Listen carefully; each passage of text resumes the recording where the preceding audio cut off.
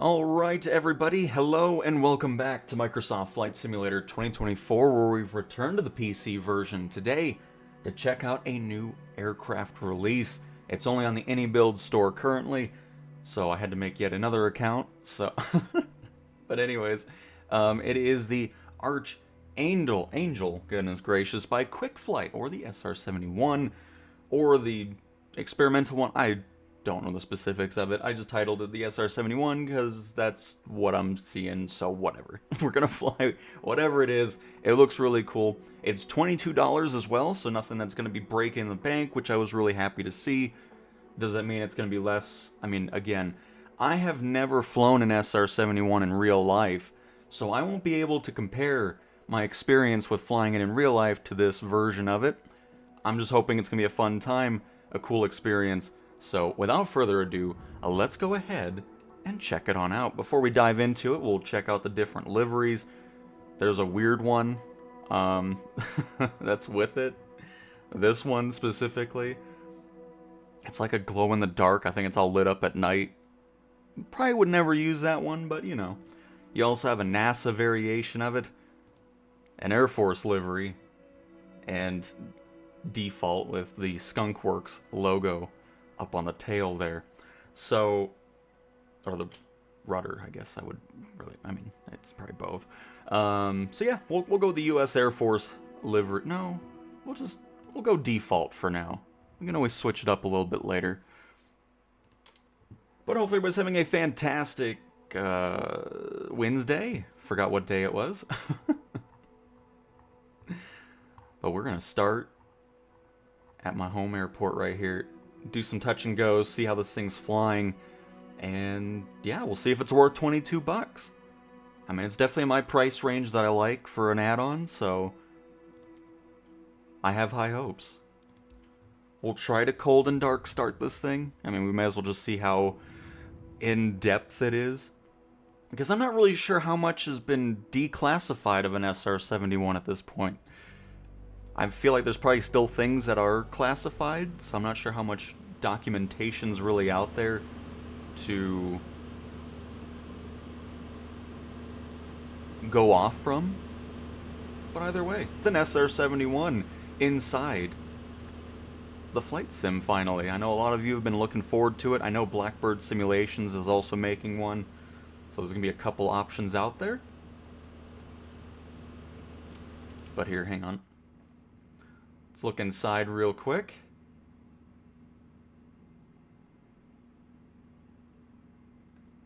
What do we have over here? Maximum range and ceiling altitudes.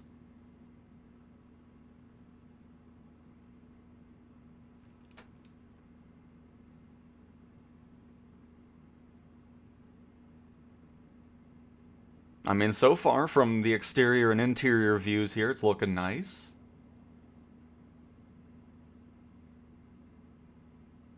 Got all of our panel lights.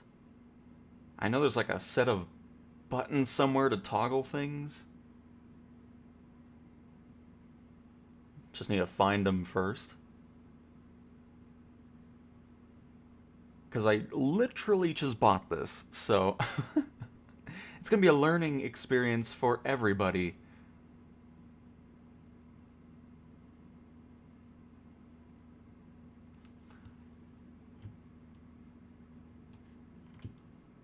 Because I thought in their video they said there was like 4 buttons on the left side, but alright. I like how they did the picture, by the way. Just pointed right at you. But hello, Negative and Pilot, and Monorific and Silent, and Brendan, hello. Settings and character visibility. What are we talking about? Oh, I have an issue that... Pilot, you need... I mean, regarding character, make sure the character quantity is set to medium. So 17, 10, and... Okay, that's not too much, actually. Ah, there's the buttons, yes. The stair... There we go, perfect. Air start carts. Oh.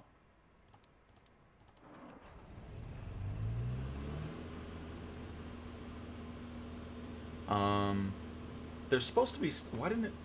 Hang on. Last time I spawned on the ground, I had all the stairs and stuff already. I was kind of hoping that would pop back in here. Not really sure why it didn't at that point. Hello, Snus. Hello, hello. There they are. Perfect. Okay. Because that's what I was originally wanting when we first booted up here. That's why I was a little confused why that wasn't there. But you have your little access stairs here. The auxiliary power unit.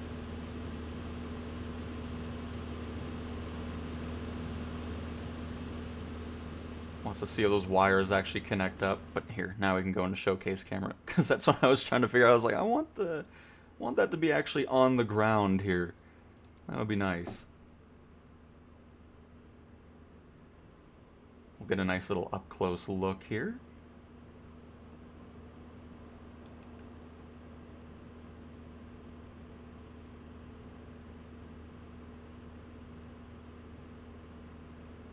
The Skunkworks logo.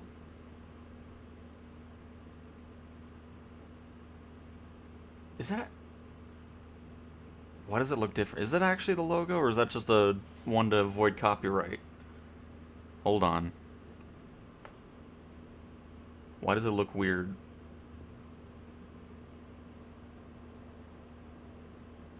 Was that an older one? Because I don't think they ever changed their logo. I could be wrong on that, but it looks... I think it's done that way because of copyright. Could be wrong, but I knew it looked weird. I was like, I don't remember it looking like that.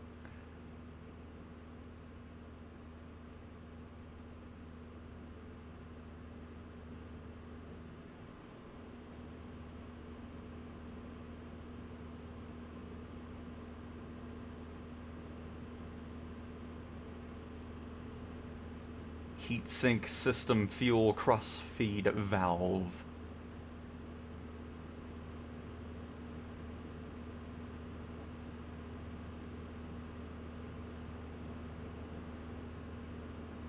I mean, again, for 22 bucks, I'm liking it so far. It looks nice.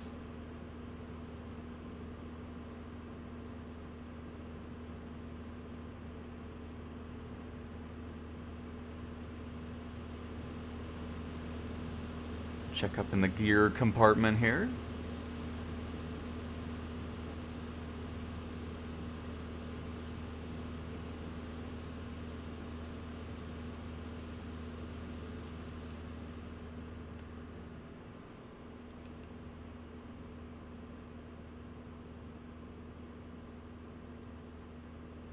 I hope somebody makes my F-117 again, because the one who made it for 2020 pretty much abandoned my F-117, which is really disappointing, but at least we have this now. But cool. Alright, I think that's kind of covering the exterior here.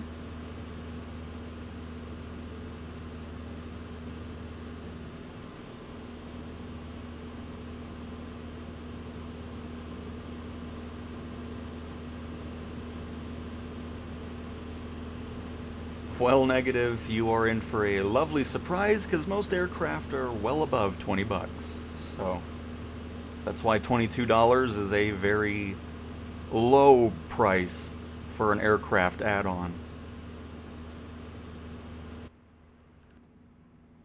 But alright. Let's go ahead and, I don't know if I can probably close it somewhere in there, but I'll do it here so we can speed it up a little bit.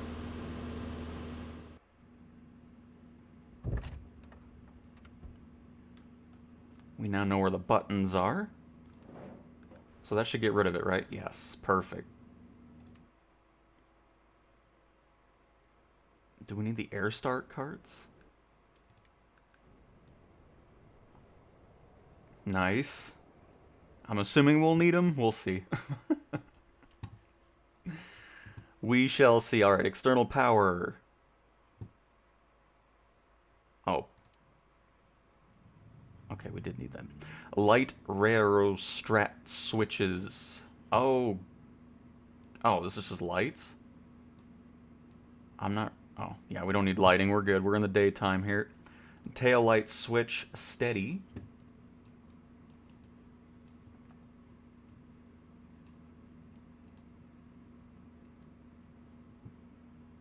Done. Anti-collision light switch off. I'll just have it on already so I don't have to deal with that later. Fuselage and tail light intensity, bright or dim. And throttle's off. Landing and taxi light, I'll just have that on already as well. Anti-skid switch. We want on, it already is. Landing gears down, drag chute control is in. Heat is off. Yes. Display mode selector. Not really too worried about it at the moment. Battery switch on. Because we do have a whole camera system here as well with thermal imaging, which is pretty cool. We'll mess with that when we're up in the air. Instrument inverter switch, normal. Oh, no. Now it's normal. Alright. Cockpit interior check done. Engine start. Fuselage and taillights are bright. Already did that. Taillight steady. Anti-collision, we did that. Brakes are set. Air start cart connected. They are connected. Start engine 1. Throttle 1 to idle. Move the throttle from off to idle. Alright.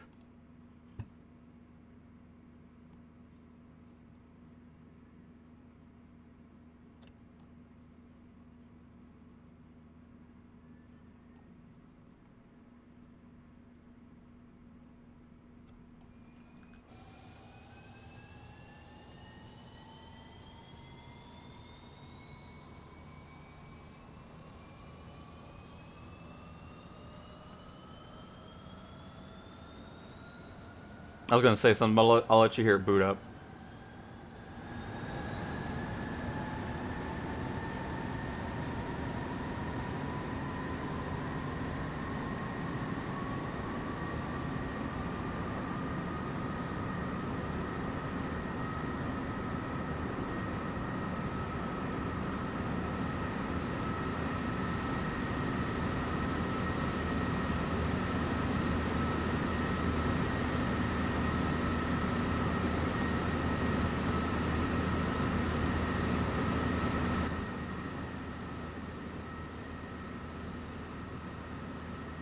So my question is, where do they get the audio for these types of aircraft? Because I know they're not just going to an airport and recording the audio from a real one, because I don't think any of them even fly anymore at this point.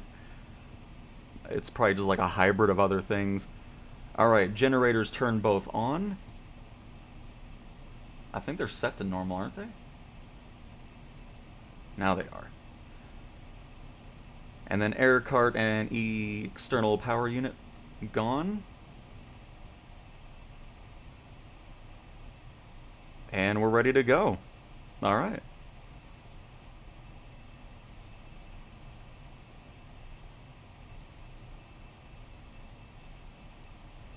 That's kind of weird. You hit canopy, yet it shows up with landing lights. Oh. What's this, by the way? What's an anchor of attack? What is this all about?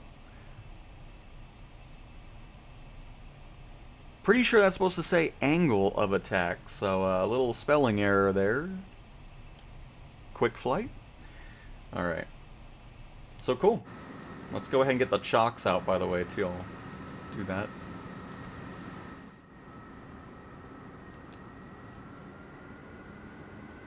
And while we taxi, let me catch up with chat.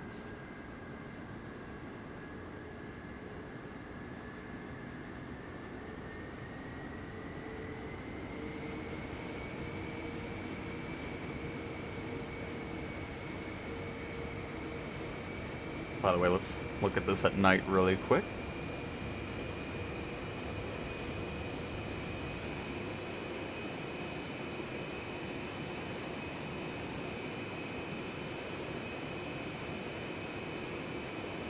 Very nice.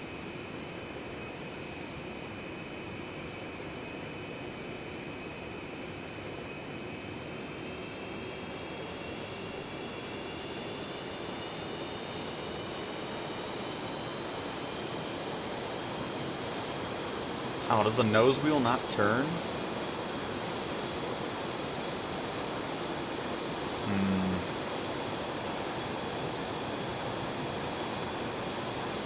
I'm assuming the real-life SR-71 had a turning nose wheel. Or am I missing a setting here? Because I'm... Oh, I hope it wasn't a plane where you braked on the left and right side, because I don't have anything for that.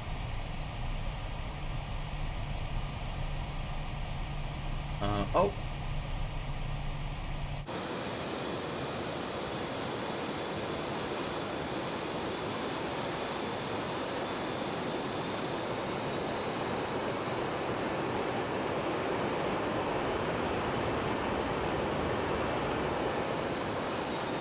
Yeah, there we go. Okay, we're good. I'm happy now. I was worried for a second. I was like, this is gonna be a pain. But yeah, we got a little nose wheel button right there. That makes me happy.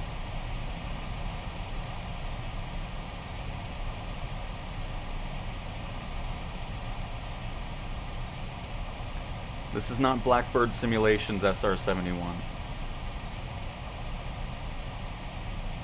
So this is not a beta version. At least it's not labeled as one on the AnyBuild store. Okay, now I'm stuck in this steering.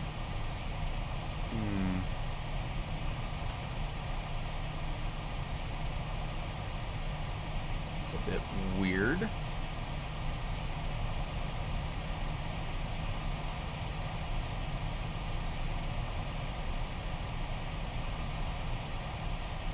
Also, let me get rid of this.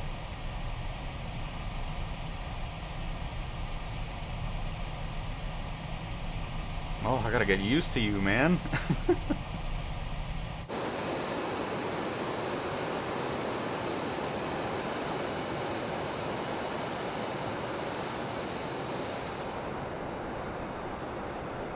Even have like a little ventilation system here.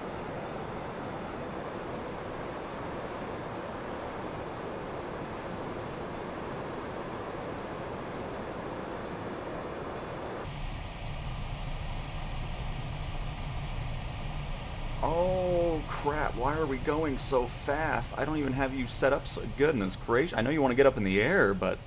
Whew. Okay. All kinds of things to get used to with this thing.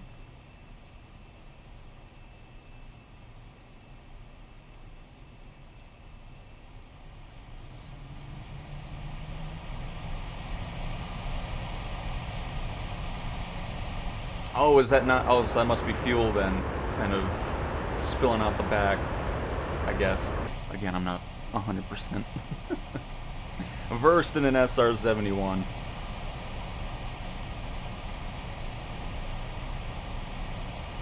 We'll see how this goes with the controllers. I might break out the HOTAS for this, because it's very, very twitchy on a controller.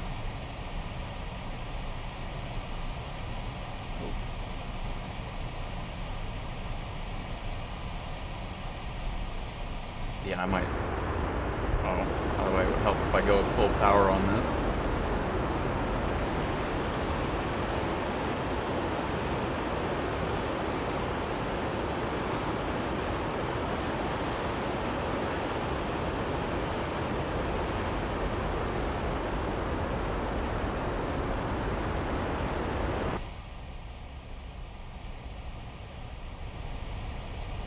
Because the first thing I want to do is do some touch and goes with this, just to kind of get used to flying this thing.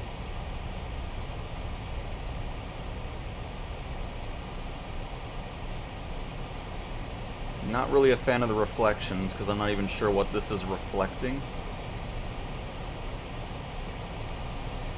We have a dinosaur, brontosaurus looking to the side, and then the St. Louis Arch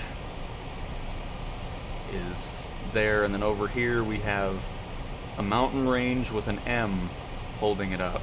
So I'm not sure what this is even reflecting at all. And you know me, I'm very picky about my reflections, because if it doesn't add anything to it, I just don't want to see it.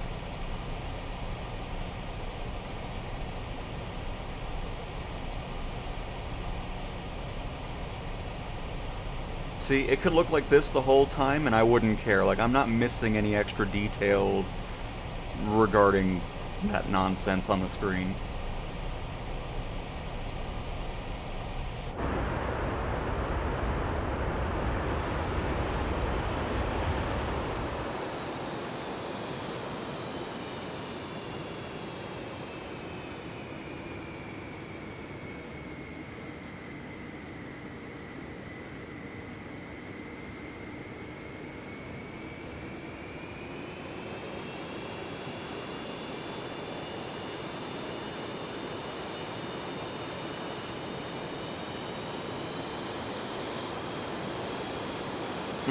What was that with the audio just now? I heard it like skip.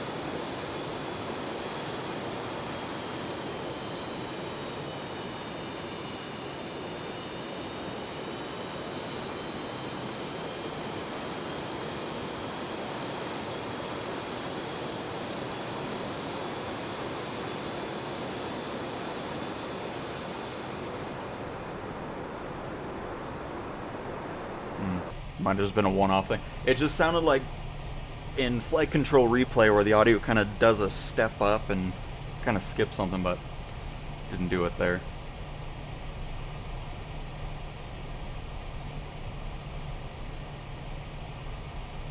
And we'll get there, Rubica. Again, I just want to kind of get used to flying this thing. And then we'll hop up there and try to get that all situated. Again, we have our different camera settings here. Well, that's display mode.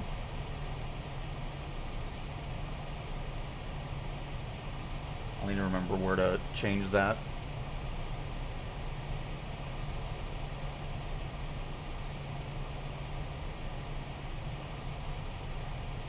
I'm glad there's people in chat that are really versed in the aircraft, so they can kind of give out pointers, see what's good, see what's not.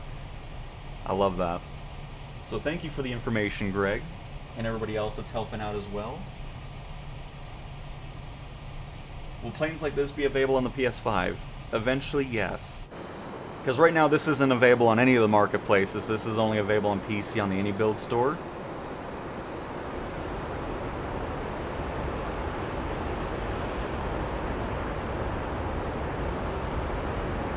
Does this thing have any trim to it? Because I am always having to pull in some, yeah, there we go.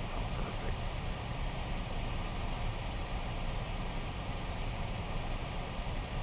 Trim this out a little bit. Oh, much better.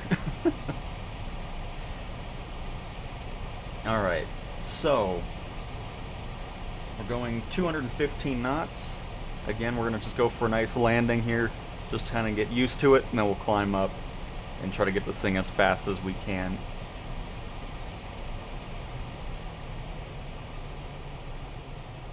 I'm sure this landing will go nice and poorly.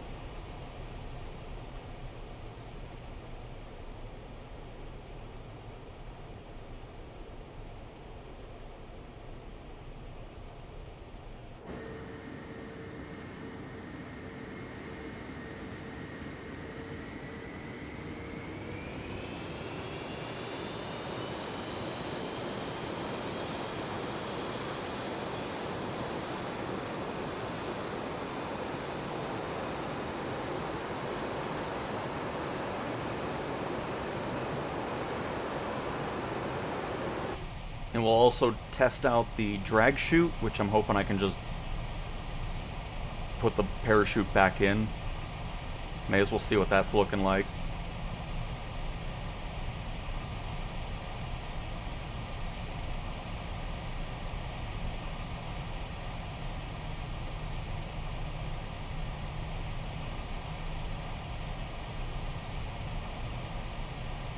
Oh, that's awesome, Greg. I mean, it must have been such a crazy experience being able to fly these things.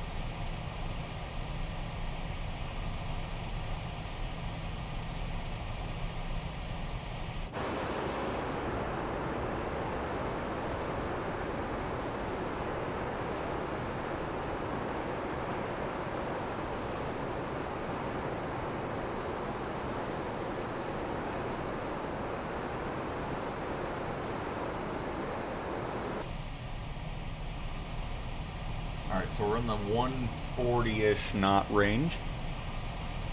We'll see if that's where we want to kind of stick to. Because obviously we have no flaps. The brakes are probably not anything too crazy, since we do have the drag chute. We'll see how effective that is at slowing us down.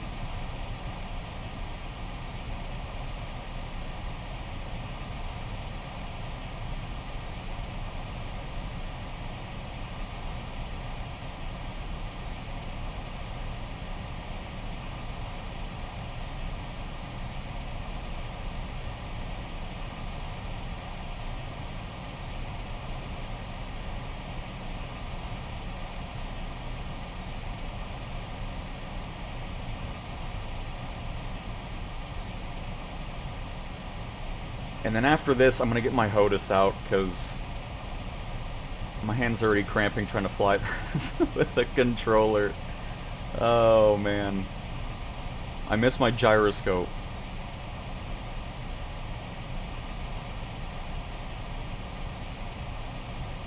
Because I know there's, like, cameras that you can see in here, too, built onto the top and bottom of the aircraft. We'll try to figure out how to mess with all that as well once we're climbing to those high altitudes after this little touch and go. Well, I guess it's not really going to be a touch and go. We'll just test out the drag chute here as well.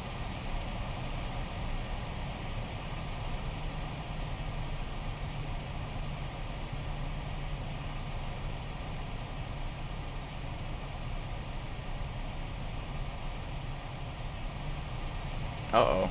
That's not... Oh, this is definitely something to get used to. No doubt about that. Let's not stall out on our first landing here. I'm just going to keep more speed than I think I need, and then kind of just hope for the best on that.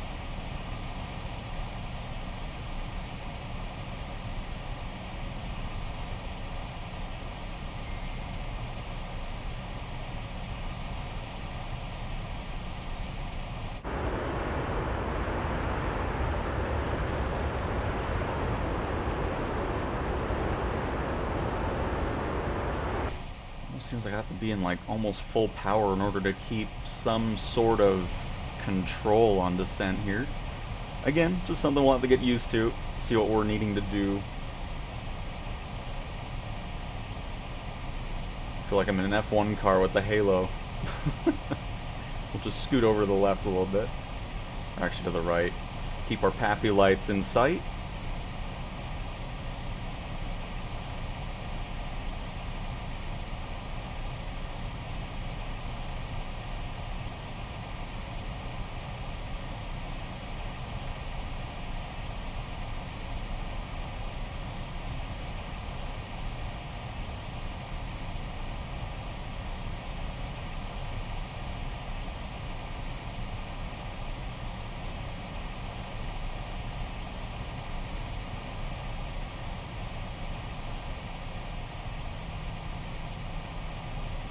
See, I don't have any nose up anymore.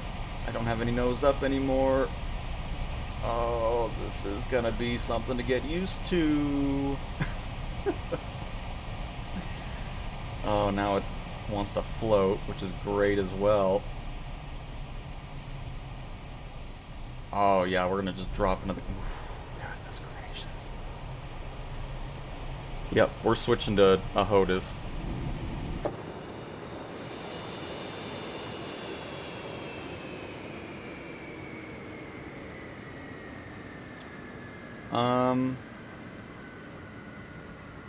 There it goes. Does it really drag on the ground like that, though? I feel like it would be up in the air a bit more, wouldn't it? The second parachute is phased away there.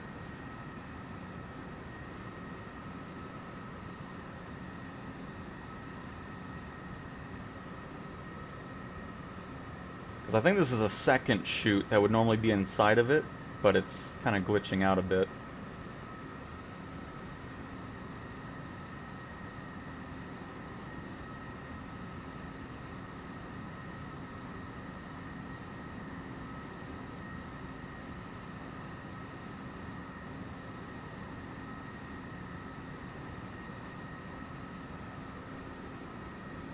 It looks nice when it deflates, though, but hopefully somebody with more knowledge would know, because I feel like it would not be dragging on the ground so much. It would be a little bit higher off the ground. But nice. Alright, so what we're going to do now is... Does that reset it? Oh, it does. Perfect. I'm going to get my HOTAS, because flying this with a controller...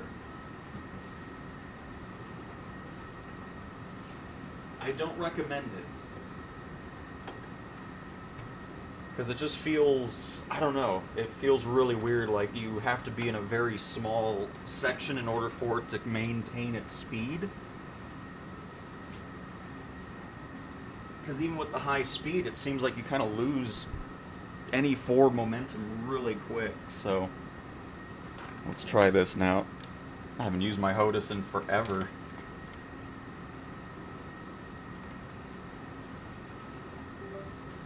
Alright. Welcome back, Thrustmaster HOTAS 1. Alright, perfect. This is all plugged in. This will probably feel a lot better, so word to the wise. Oh,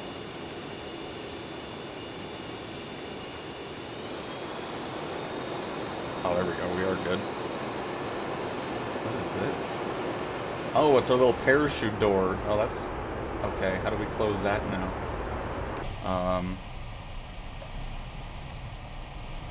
That probably just engages it. So, it looks like it's gonna be a one-time use, just like it is in real life. That's not ideal. It's alright, we're gonna just restart on the runway, and let's get up to the high altitudes here. We'll try to figure out how to do all that in a timely manner here.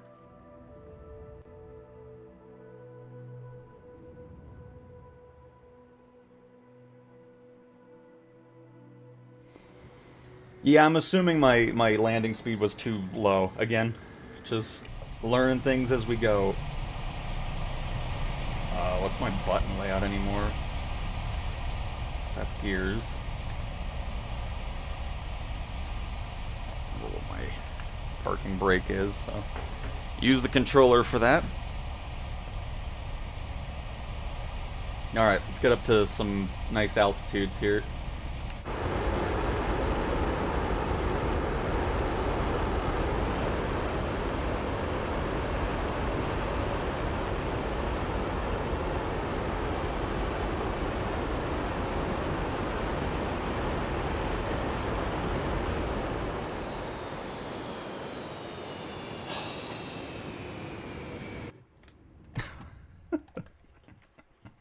The amount of times my buttons on my HOTAS keep changing is obnoxious. No wonder I stopped doing this. Why is this my reverse thrust now? This is not reverse thrust. What's B? Landing gear. Great. Okay. Gee. Oh, goodness gracious.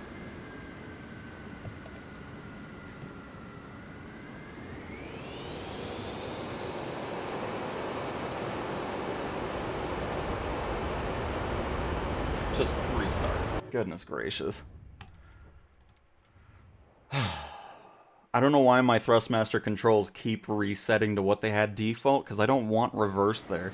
I had that specifically away from all those buttons so I don't have those situations happening, but... Anyways, let's try this again.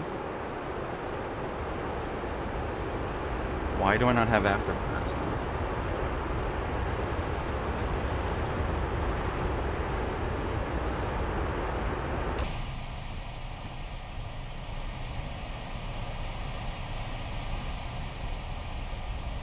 Goodness.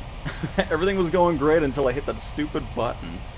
Unbelievable. Alright, now let's get up into the air and not hit Y and toggle reverse thrust. Basically just shutting off my engines.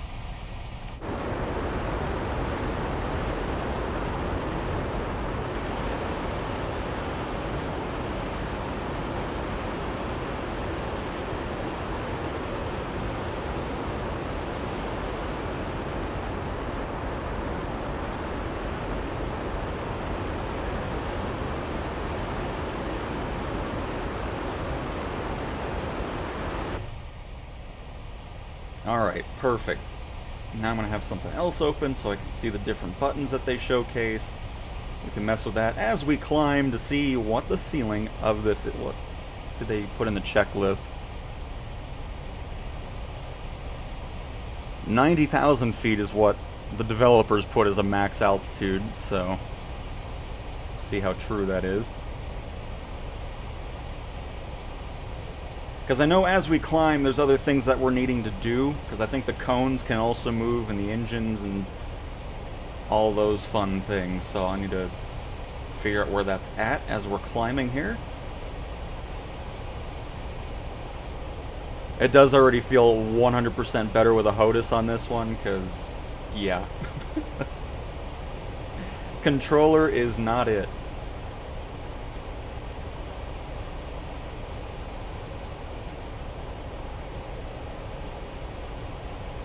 So, ooh. There's something with Spike Mach, which I think is right here. Yes. Which is for Supersonic Flight. I'm assuming we get to that point a little bit later as we get to a much higher altitude. So we'll be messing with these two dials. We're already up to 475 knots here.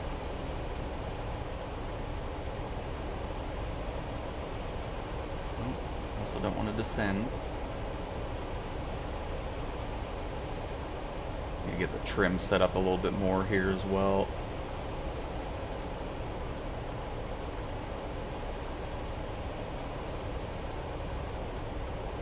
And I know we have an autopilot system over here.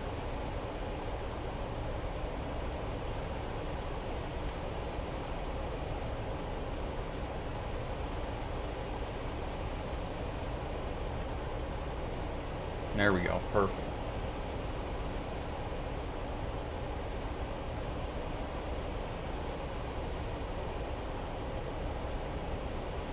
Then if we zoom in, we have our high altitude camera here, which we can set to different modes.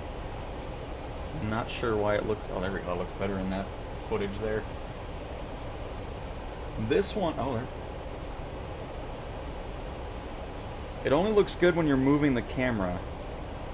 There it looks really blurry, but this looks fine.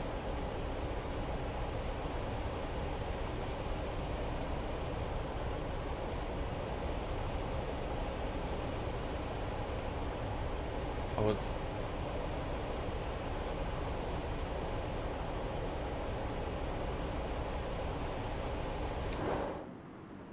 But yeah, this is adjusting the cones here.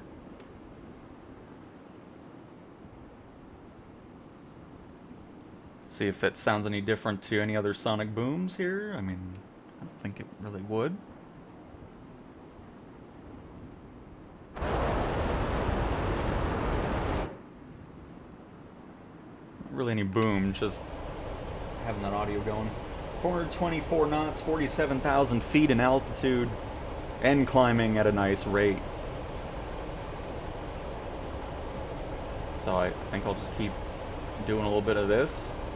Hopefully this doesn't break the plane. I hope not. I hope we're good on that.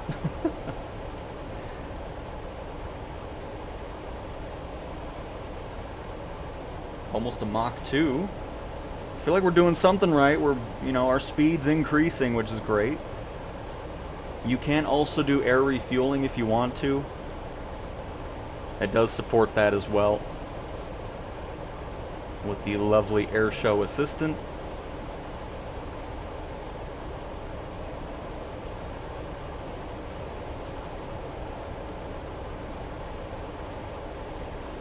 Nope, this is not on any console right now because this is not available on the marketplace. This is through AnyBuild's website for $22.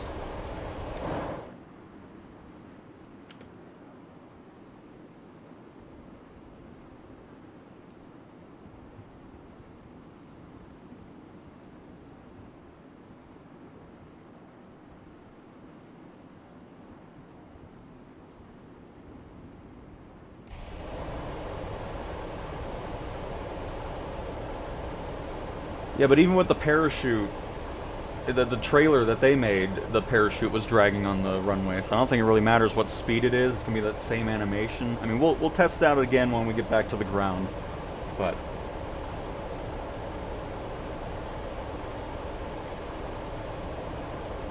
we're still climbing with our speed. We're at 61,000 feet, climbing at a lovely rate.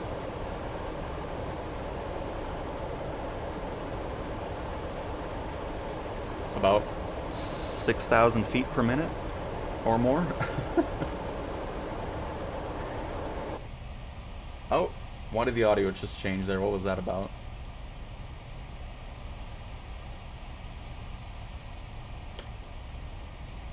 It still makes me... The Enka of attack.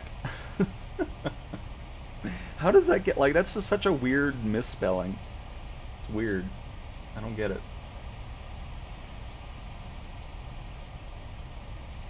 Because we should almost be approaching Mach 3, right? We should be getting to like 3.3 something. 67,000 feet in altitude.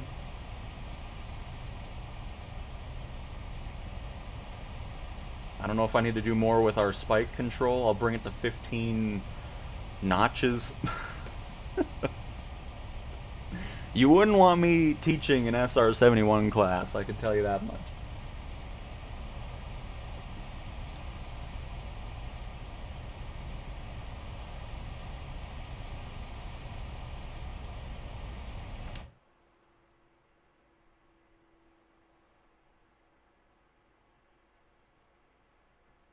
Something so peaceful about going faster than the speed of sound. Like, it's just... Especially when you're seeing this aircraft. Got some weird... things going on in the gaps there. That could just be like some DLSS stuff. Still not a fan of the reflections. I think those look terrible.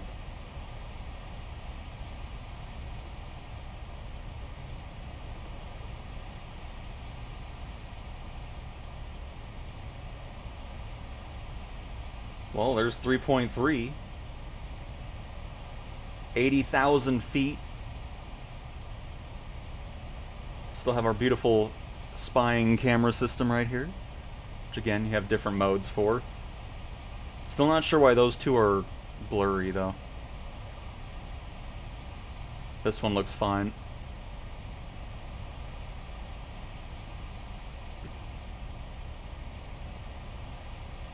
Alright, so let's see if we can figure out this autopilot system. I'm sure that'll go well. Heading hold.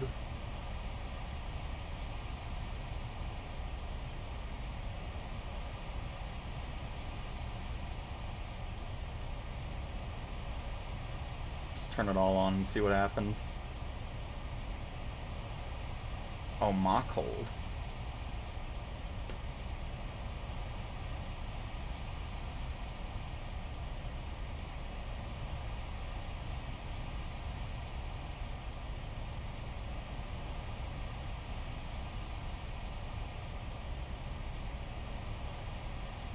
Well, we're at 4. I don't know if that's supposed to still be climbing here, but we're booking it across the skies here. Where even are we at now at this point? Because we took off from Colorado Springs and now we're already out of Colorado at this point. We'll be making some great progress across the skies.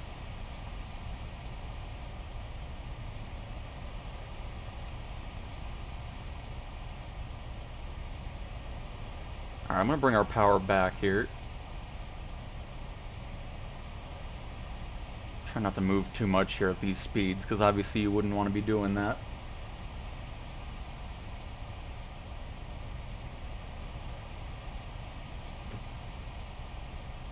I need to turn on here, hang on. Let me turn that on really quick, because I don't know what any of those buttons are doing for us. Assists. And is it really under flight interface? It is. Okay. Oh, it is. Oh, it just doesn't have anything. Crap. Okay, well, that's good. Because I'd like it to do some autopilot for us, but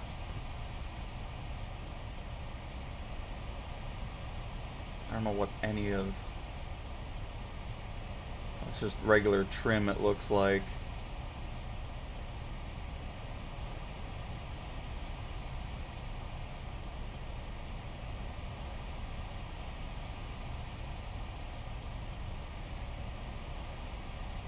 Okay, we're climbing. I don't want to climb.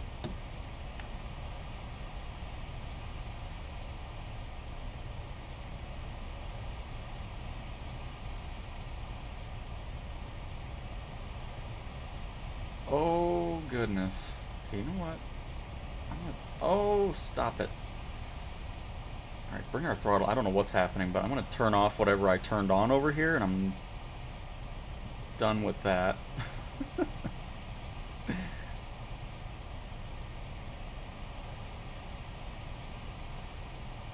Oh.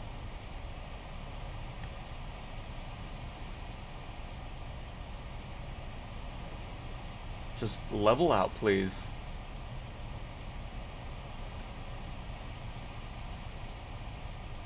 I think things are freaking out because we're probably a little bit higher than we're supposed to be with this. Yeah, we're at 100,000 feet. Okay. We shouldn't be this high. What in the world? Your ceiling level is 90,000. Come back to Earth, please. That's why things are freaking out a little bit too much now.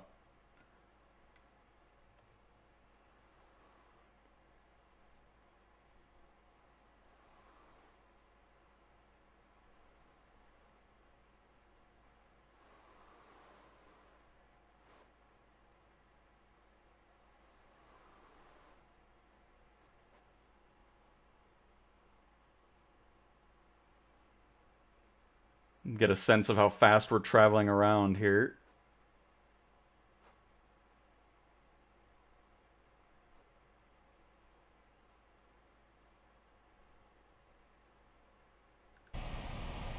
Even though I think we're going... Yeah, we're definitely probably going way faster than it actually was going. Because it seems a little...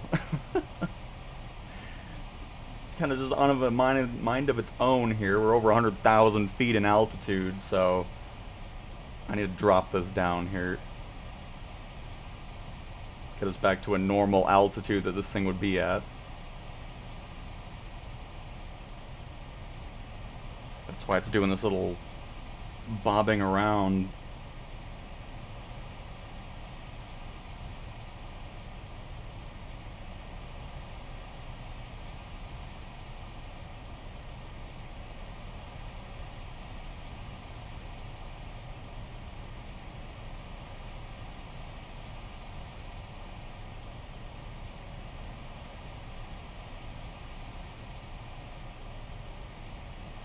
The throttle's really weird though, because it's just, even with the Thrustmaster now, like I went down a little bit and you saw that camera jump up, because I kicked out of, I would assume, Afterburner, but still.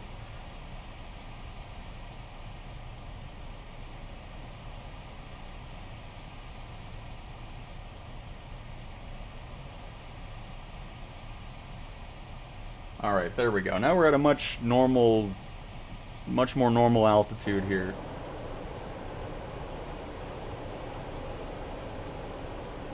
Not sure why the audio changed.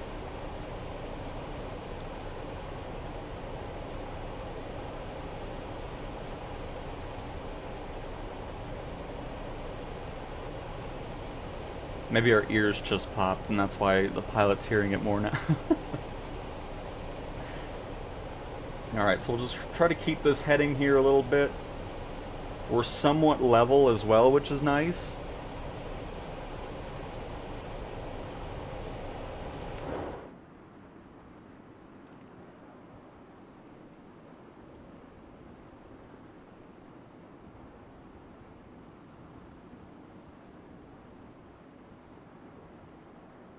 Alright, let me catch up with chat here.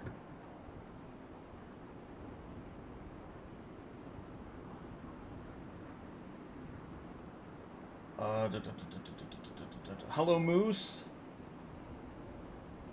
Is this new? It is.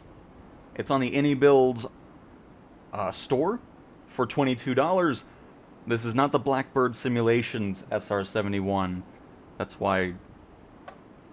So, I think there's some people confused by that. Because this is a different Blackbird, not from Blackbird Simulations.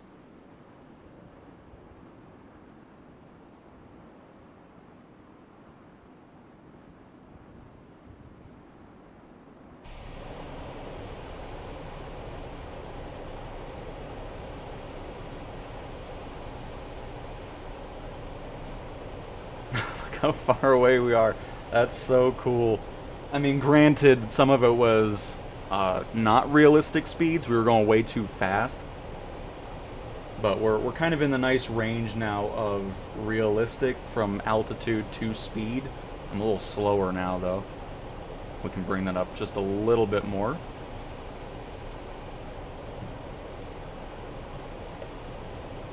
Yeah, not a fan, because from 50% to 100% of my Thrustmaster, this does nothing.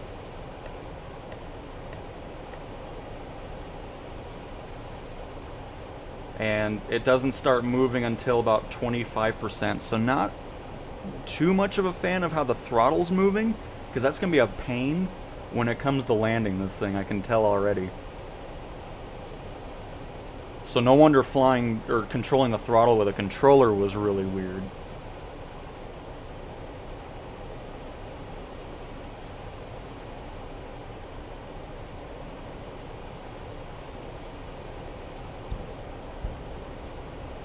Because I want a little bit of extra power here, but I don't want to go full, just throttle the whole time here.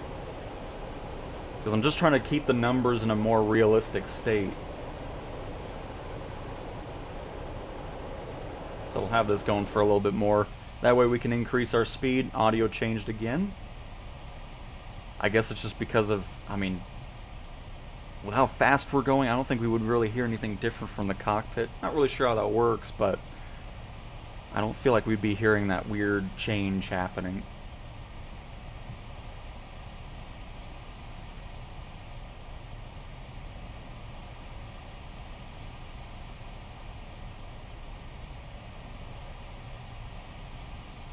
Try to stick by that Mach 3 range. I'm also gonna bring our nose down because now we're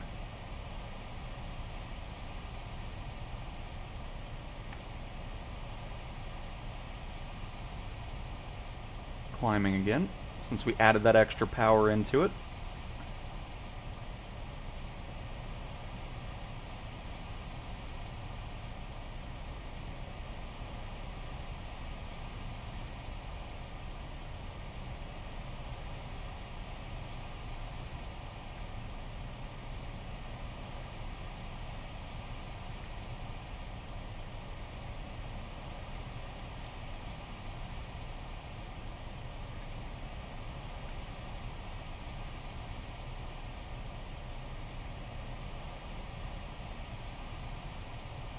Come on, trim out.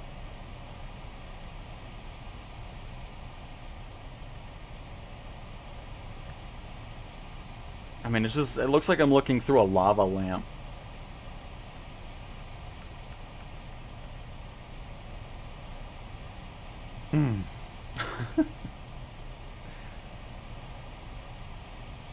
And yes, Sean, we are currently at that.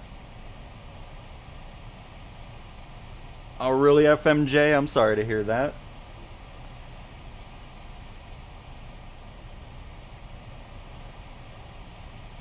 Let's see the speed at low level. Can always mess with that a little bit.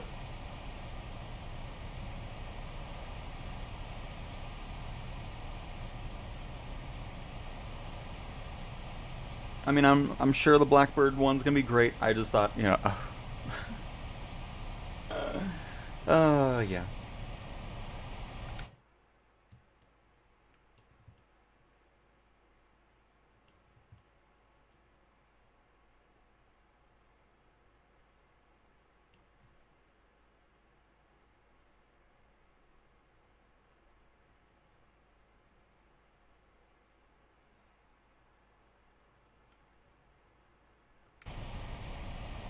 At those speeds, wouldn't there be some heat going on the outside of it? Especially at Mach 3? Did that happen, or is that something that's at a much higher speed, because I'm just, I'm obviously thinking the fictional Dark Star.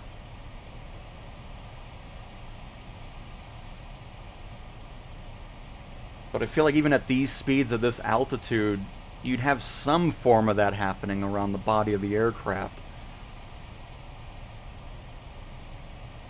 Hello, Taco. Hello, hello.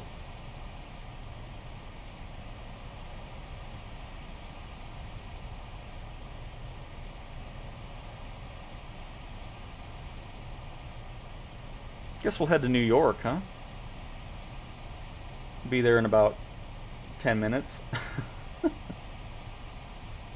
Again, trying to stay in the realism range here of our altitude and speed.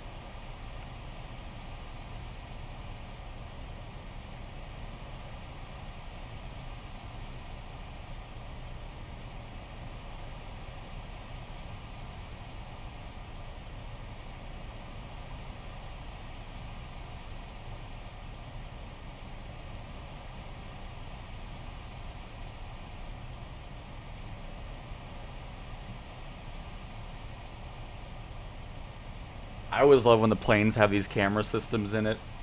It's always satisfying looking down there and seeing the cities that you're flying over. Definitely not taking any pictures.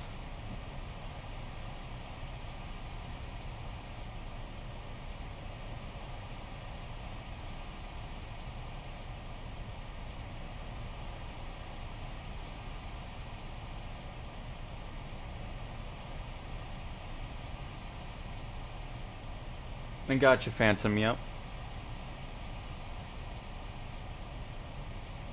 Because that's what I assumed was happening there. Because, I mean, that's just so fast of a speed.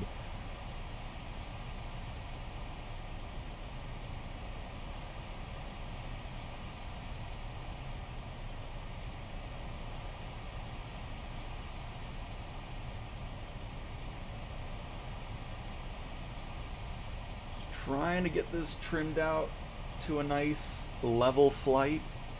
I know there's an autopilot, but I don't know what's going on with that. It didn't seem like there might be another toggle I need to push in order to fully activate it, but so far so good.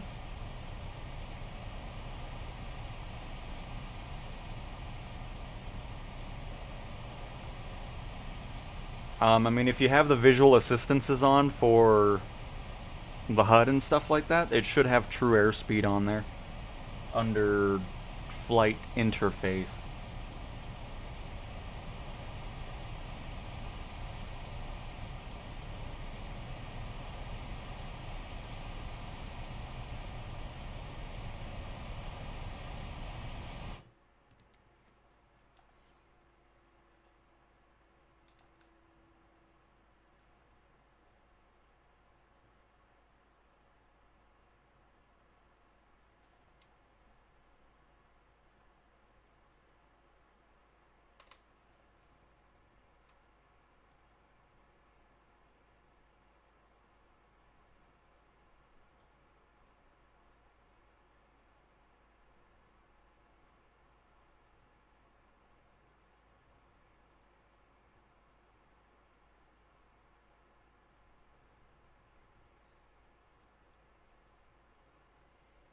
Are we okay?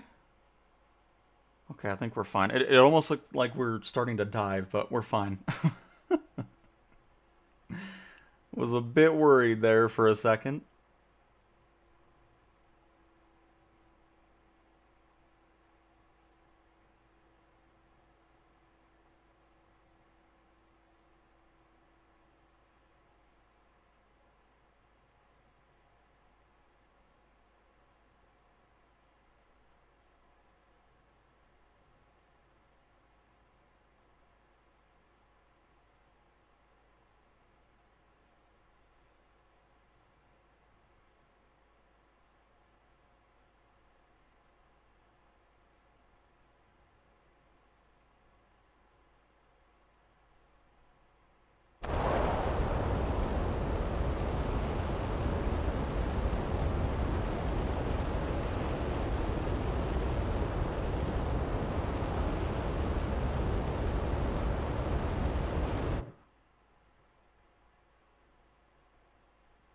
And then back to the silence we go.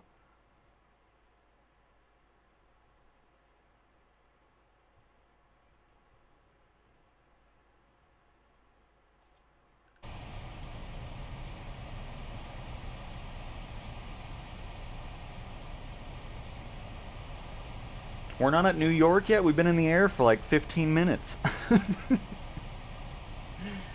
Oh, man.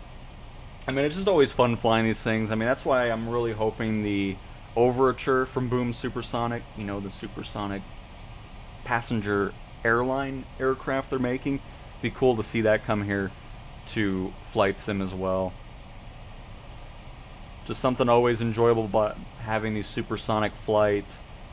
Getting that sense of speed that, I mean, just like flying in the Concorde must have been such a cool experience too.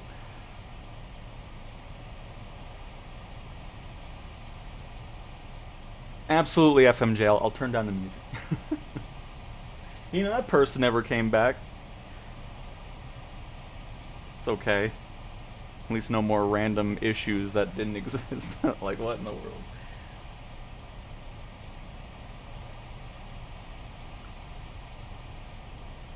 And you are welcome, Sush. And Louis, good morning to you. I don't know. I mean, yeah, there's some things I don't like about this aircraft, like the reflections, some weird little oddities on the artwork at this altitude and speed around the ailerons and stuff. But other than that, I mean, for 22 bucks, I'm pretty happy with it, you know? I mean, I never flew one in real life, so I wouldn't know what it compares to, so just having something that looks great. I mean, overall, the model looks excellent, I think. This is what I was talking about. Again, this might be something with DLSS or some other weird thing going on, but that's what I was talking about. Just on the edge of the aircraft in the back there. Freaks out a little bit, but it could have something to do with the clouds too, because it's just something with the PC version with those other settings can freak things out, but for 20 bucks, I'm happy with it. Because I'm sure Blackbirds, I mean, there's probably going to be more systems and more in-depth things going on with it, but it'll probably be up in the $60 range or more, if I'd have to guess. Because I know their C-130's up there now, right? Or at least 40 bucks now for their beta version. But for somebody that isn't too invested in the knowledge of an SR-71, it's still cool to have, just to kind of hop in, do a quick supersonic flight, have some fun with it, is kind of where I'm at with my thoughts on this. We are dropping in altitude a little bit, which is okay. I'm not too worried about that. Actually, we probably want to bring that up just a little bit, because we'll go land at JFK.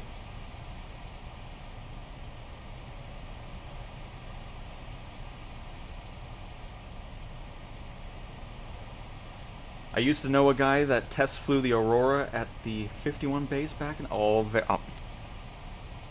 just show off a little bit, why don't you, Alan? But no, that's very cool. I'm sure he's had some awesome stories about his time flying this thing. Or at least the experimental version of it.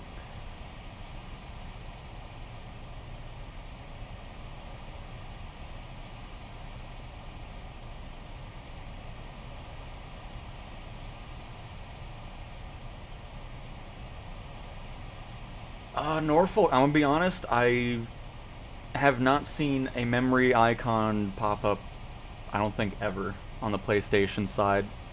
Been spending a lot of time in Korea lately. I did a 4-hour flight with a Grand Caravan, and then a couple days ago had a whole day of just having planes do their thing.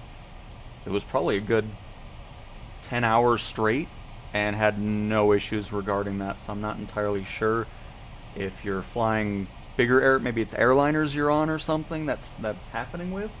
But so far I've not been able to have that experience personally.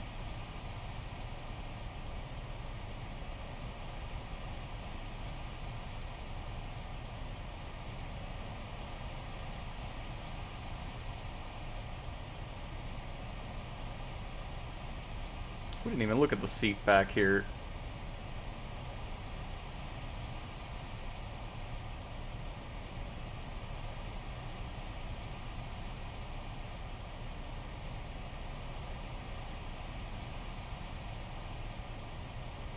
Oh, there's no writing on who manufactured it.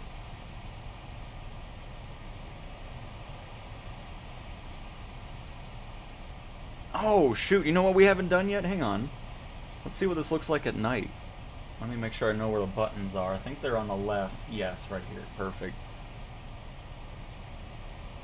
Oh, already oh, nice.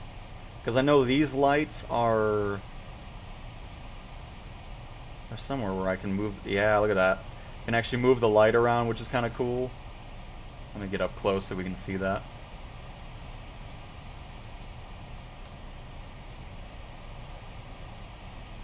There's a snake in the plane! I'm just kidding. But anyways, you can mess with that.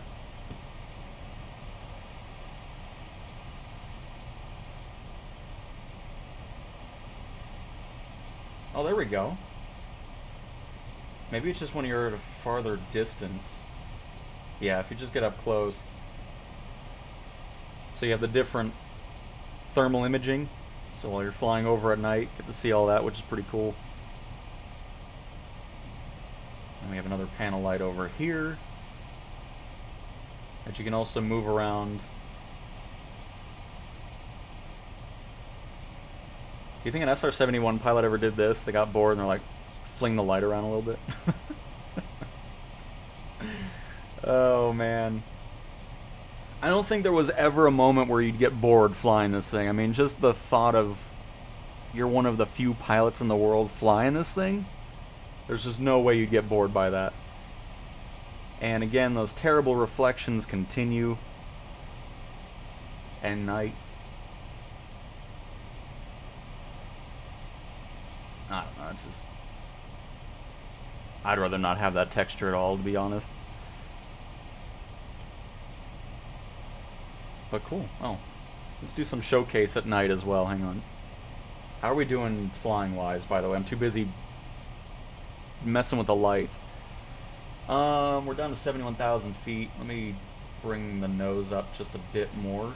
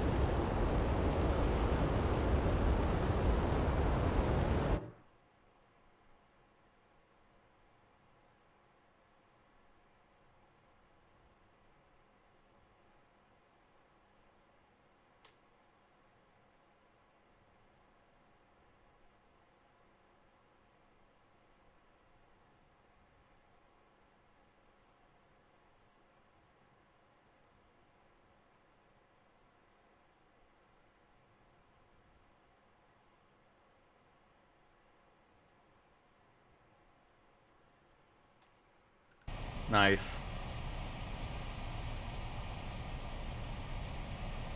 Alright, we'll bring it back to live time.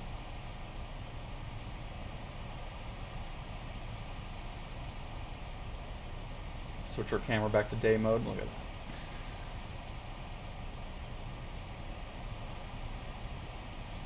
Oh, let's see here.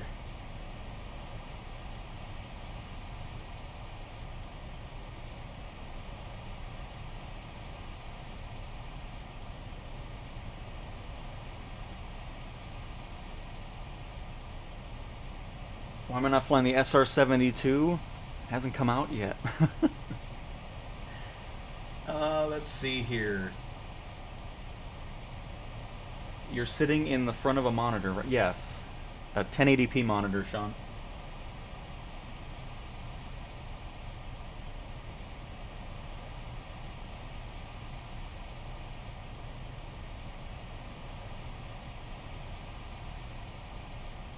Because, I mean, it's been a while since my PlayStation's crashed, and that was, you know, going... Because, again, the only place I would crash consistently was the activities menu, specifically the Red Bull Air Races. But other than that, it's been very, very nice.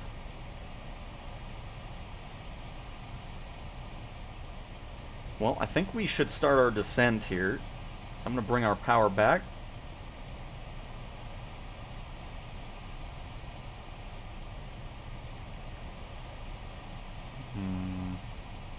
Not really a fan of that either. So now I can't even get to idle. Oh, what is happening? Yeah, they need to work on the throttle. Not a fan of that. The way it reacts with the peripheral is not great. There's a lot of dead zone in it. Like right here, I'm moving it below 50% and nothing's happening. And then once I get even lower, then it finally brings it back. Not a fan of that. And then having to... It doesn't do anything below half, and then the rest of it doesn't do anything. I'd like to see that changed. Oh, what's happening? Are we okay? What is... Why does that happen? Like, I barely... What is our airspeed? How do we get to 135 knots after I just move it for a second? I don't... Something's weird with the throttle. I'm not a fan of that, because I barely go idle for 2 seconds and all my airspeed disappears in a second.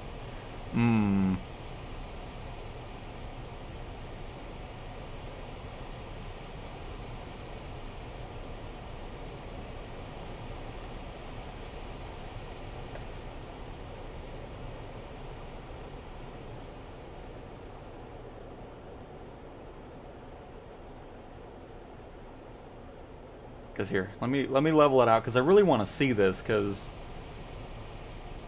I don't get it.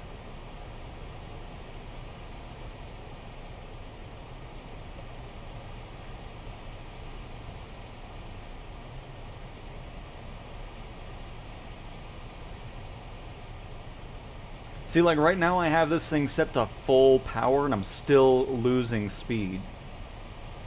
At least full power on my thrustmaster. It's just... I don't like that. Don't like that at all. Because full speed for me is 25, and then you have to go into...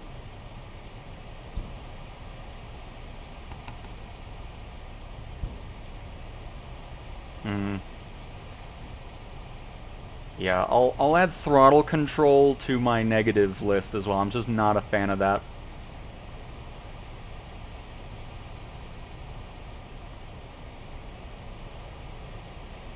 Because there's no reason why I bring the power back a little bit and then I lose 95% of my airspeed.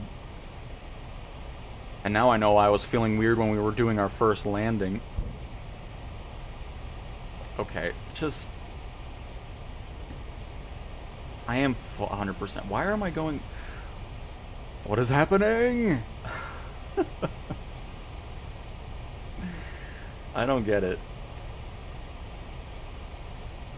Now we're going into like a boat here, even though I have this thing set to full power now. I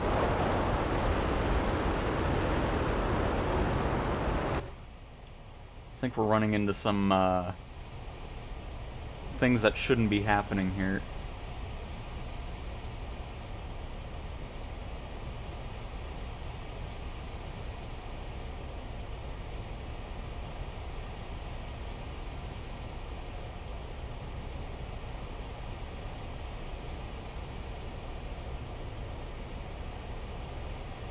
Welcome to the SS Blackbird, folks. We're apparently on the Atlantic Ocean.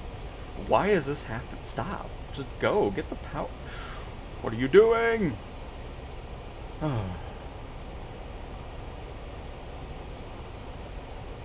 I was liking you, but I'm starting to not like you just because of your throttle stuff.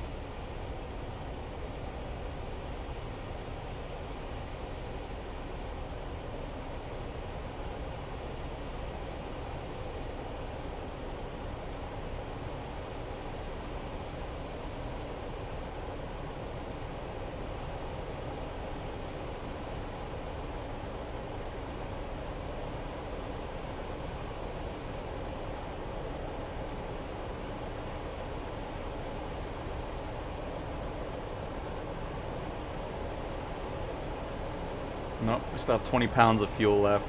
Nothing to do with a detent. I can assure you.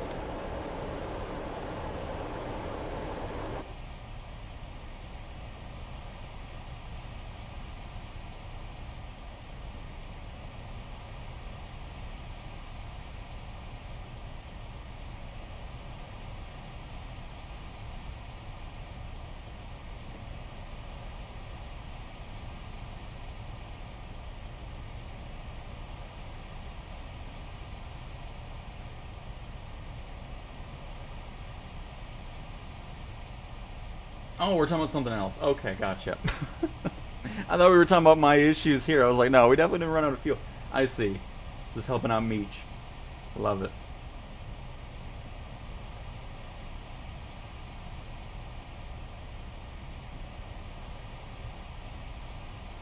I finally bitten the bullet and upgraded to Premium Deluxe. I expect to play a lot and currently enjoying it. All my other games on PS5 Pro have been put on hold. I'm currently addicted. Nice, Moose. Premium Deluxe is a great addition, for sure. This game was designed by CIA because it's hugely addictive. It's like mind control. It is. In career, what's the best way to determine weather conditions and wind direction when choosing missions? It actually tells you. So when you click on a mission, you'll see the wind indicator and if it's IFR or VFR conditions, and that's how you can tell. You can also open up the EFB, type in those airport ICAO codes, and then you can see the weather, see how it's doing, and get that information from there if you're wanting to see all that extra stuff there.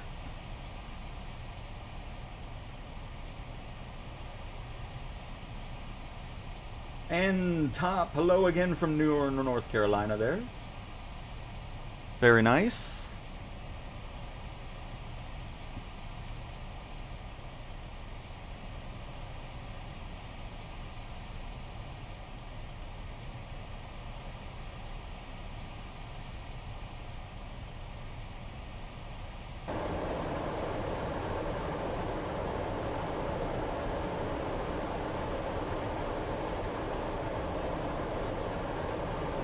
See, you either go really fast with this plane or really slow. It's no in between.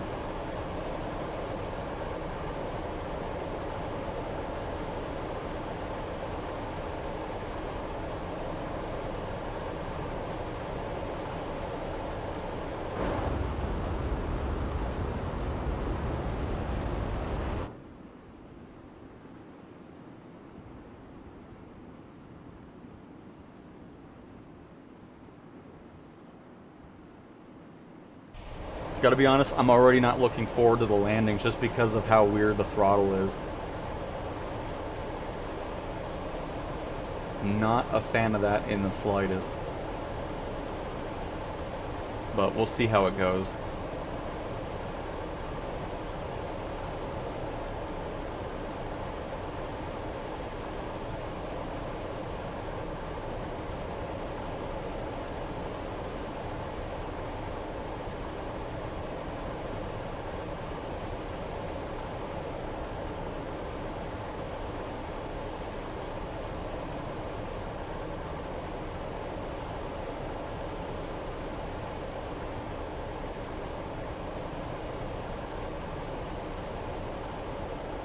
And just think, we started this flight all the way over here.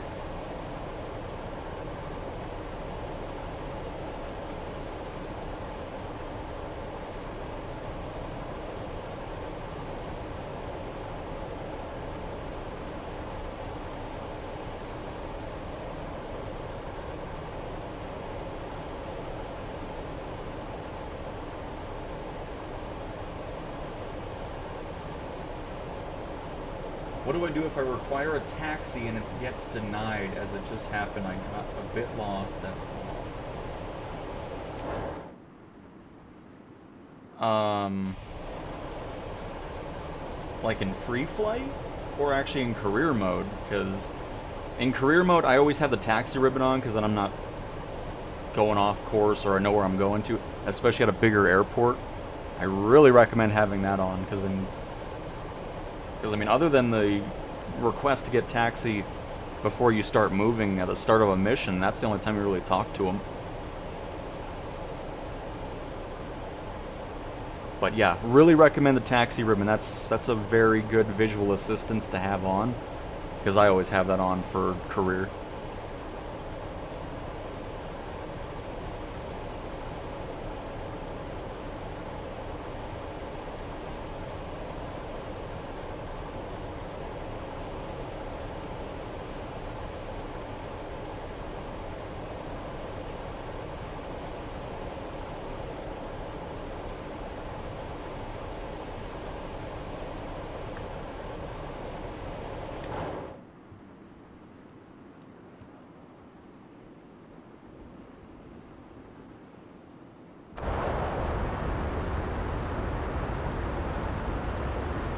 Oh, New York. Get ready for a terrible SR-71 landing.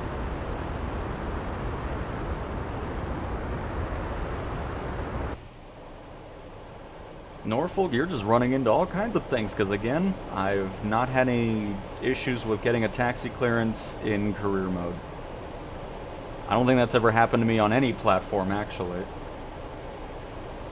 So I'm not sure what's happening over there for you.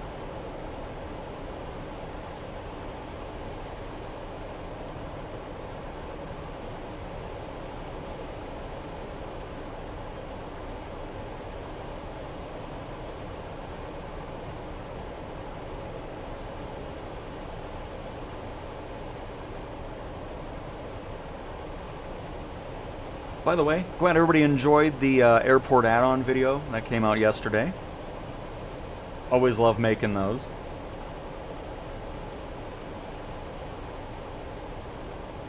Popped over to Denmark to check that out.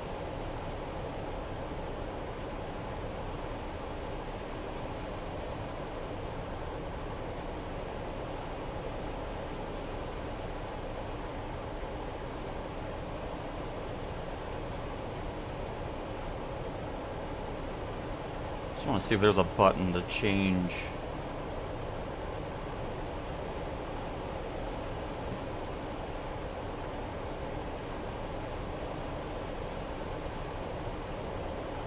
Third-party developers, when you make these,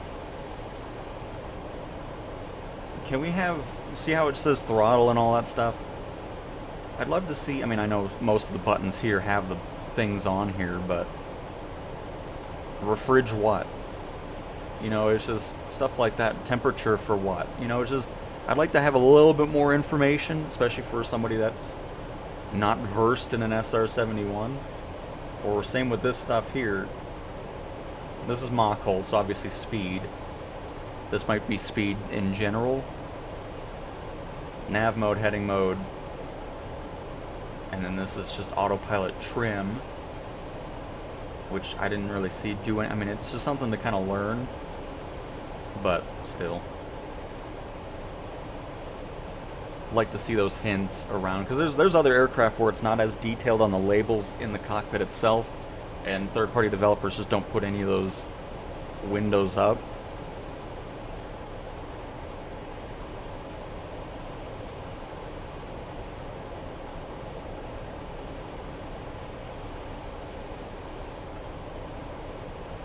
Oh, it's all good, Silent. Glad you're having some fun times with career mode. And very nice, Meech. I mean, it's a fun world to fly through, for sure.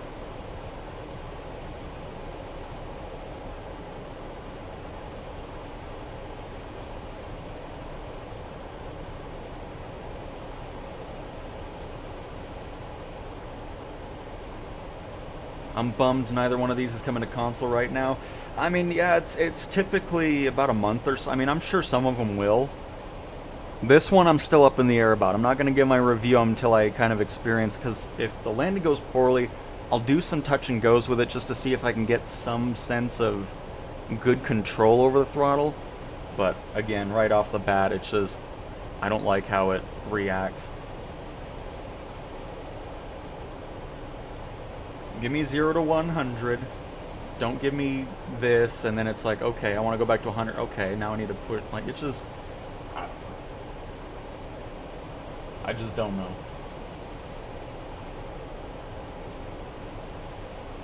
bring these back.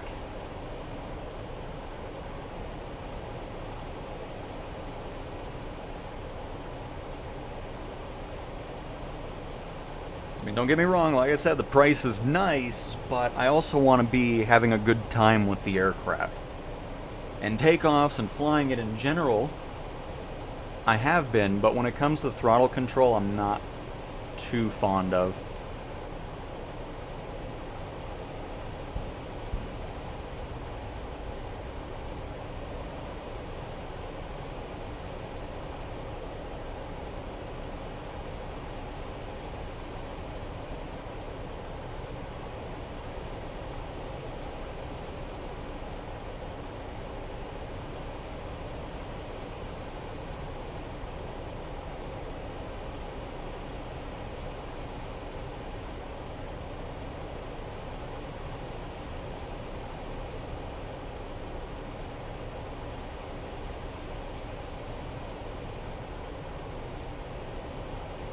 But let me finish the rest of your comment, Adam. My dad is an Air Force vet and worked around these. I wanted to show him the plane in sim on Christmas. Oh, I'm sorry to hear that, Adam.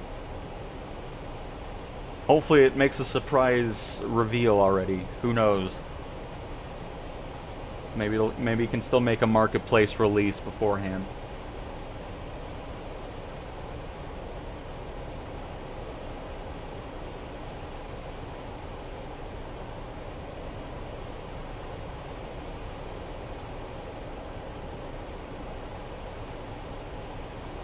And Canadian guy, I mean, the flying part's fine. It's just the throttle, like I was just talking about, I'm not very happy with. Because even with the Thrustmaster HOTUS 1, so much of it's just dead zone and doesn't move the throttle. It's really weird, and I hate that. Because, you know, you want that full control going on when you're landing a plane, of course, because then you kind of know where you're at with power. It's like, okay, am I too slow, too fast?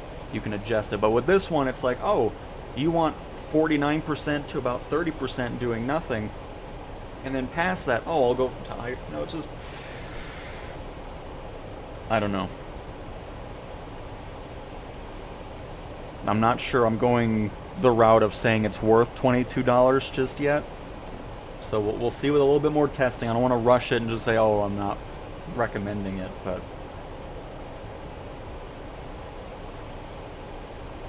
in career mode, do you guys have a preferred path to unlock first? I mean, not really. I just kind of, because what I first did, or what I always do now in career mode, is I just make money, do stuff, and then once I get to maybe 50,000 credits or so, then I work my way through the certifications, and then just keep doing the employee missions from that point. And once I get to a good area, then I go into my own companies and kind of work through that. Because I just bought my first Grand Caravan yesterday, which was awesome. Made almost 1 million credits on a flight with good bad weather bonus.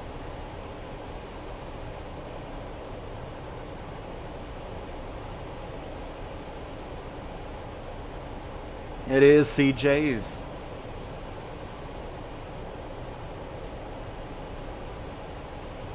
Well, it just looks slow because I'm zoomed out so much. Because, I mean, if we zoom in,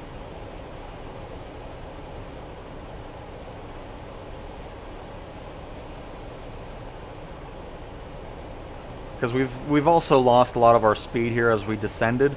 We're down to just over a Mach speed.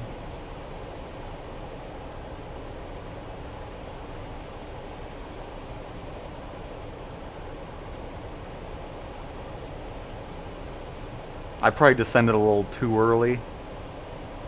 I mean, not too bad actually. I mean, we're getting close to New York, which is good. So I think we did descend at a good time. That way we're not having to nosedive the SR-71 to get ready for a landing there.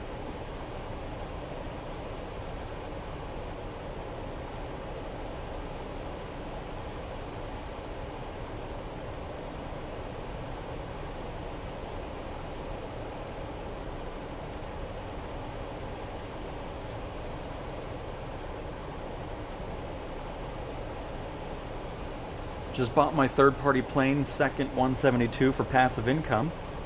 Or just bought my third plane. I don't know where I got third-party. Oh my goodness. The second 172 for passive income, taking it slow, still earning the game. I mean, that's perfectly fine. See, oh shoot. That's a great way of going about it. You know, you don't want to risk, rushing through it and then it's like, oh great, it just crashed my plane that was 2 million credits and stuff like that. So it's great just to take your time with it, get used to the sim, used to flying a certain plane, and then working your way through that. I'm working on another video that I'm kind of excited to keep working on, and I won't spoil it. It'll come out at some point, but it's about career mode, and that's all I'll tell you. It's nothing new content-wise. I don't have early access or anything like that. It's just some little side project I'm working on.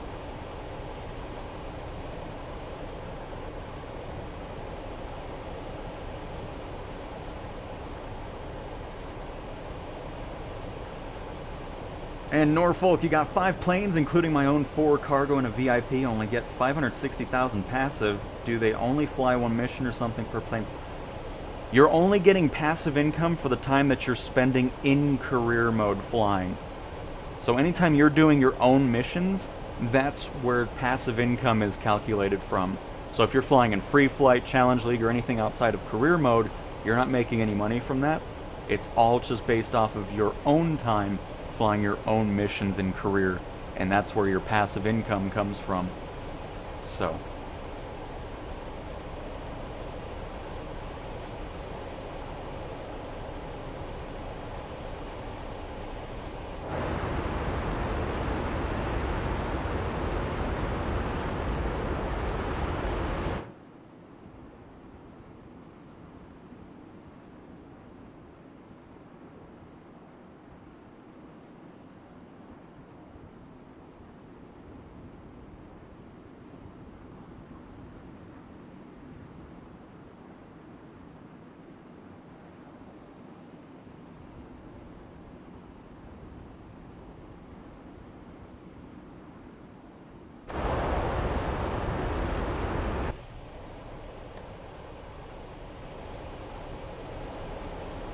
and hello Zenith, hello.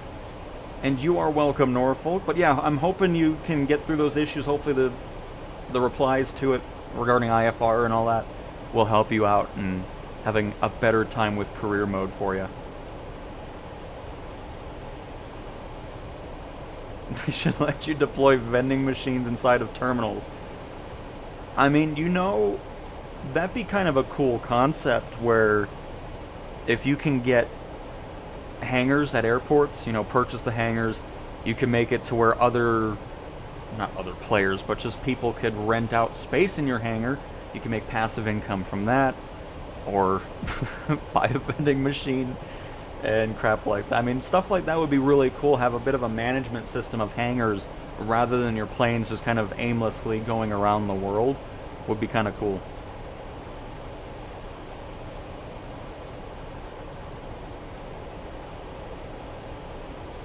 Oh, and gotcha, CJs. Well, hopefully that doesn't happen anymore.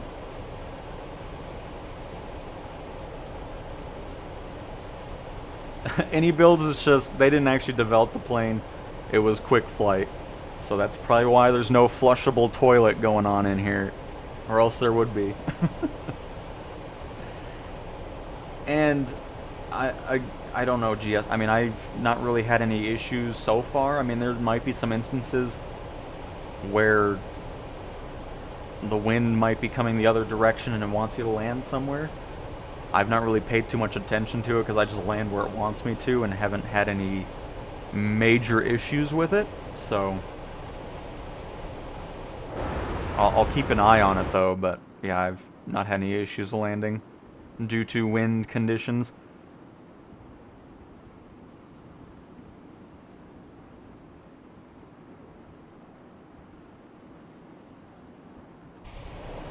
Because, I mean, naturally, there will be some situations where,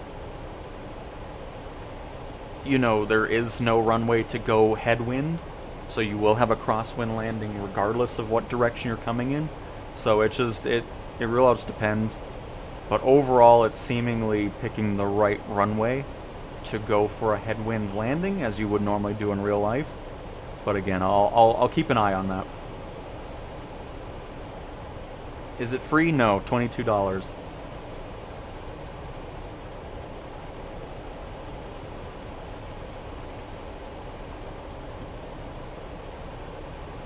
$22. And again, this is the KwikFlight variation of the Blackbird. Blackbird Simulations is making their own. It seems like they're going to be going into a beta period pretty soon. I probably won't cover it, honestly, because I don't really need to spend money on yet another one. I just wanted to have a Blackbird, do something fun for today, and that's primarily the only reason I grabbed it, so... My one-off, no career support aircraft purchase for a while. Because I know India Foxtrot Echo put out their Tornado... No, not Tornado. Their Eurofighter Typhoon? Either way, they put out a Eurofighter. I was going to do that, but I don't know. I just don't have interest in fighter jets. This is an exception. I mean, it's obviously not a fighter jet, I know. I typically don't have too much interest in these planes, but it's nice just to have some, you know, unique aircraft from time to time in your list, just in case you want to do a flight. Again, we'll see how this goes with the throttle, because again, I'm not very fond of it and how it's set up. It's just, I don't know. We'll see how the landings go.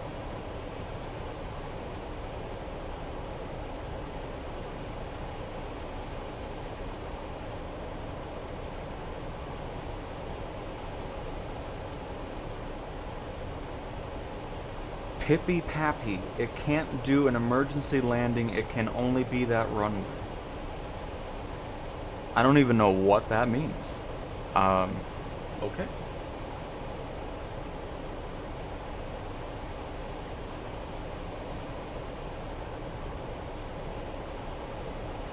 It was only $1 billion weather advisory. I mean, come on. Just pocket change. Wanted my SR-71. I'll live in it. It's my house.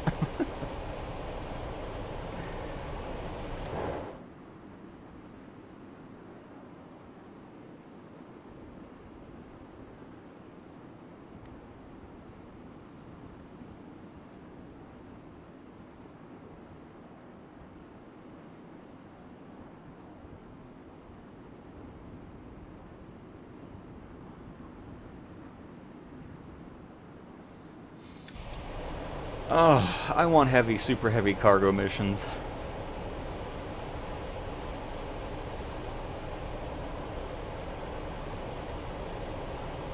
It's just such a tease. In the beta, it's like, oh, heavy and super heavy cargo's unlocked.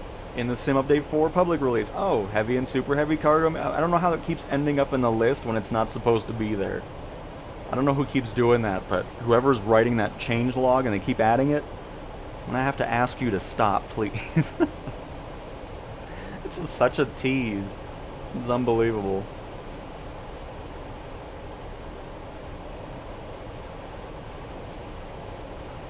I'm not landing on the beach with an SR-71.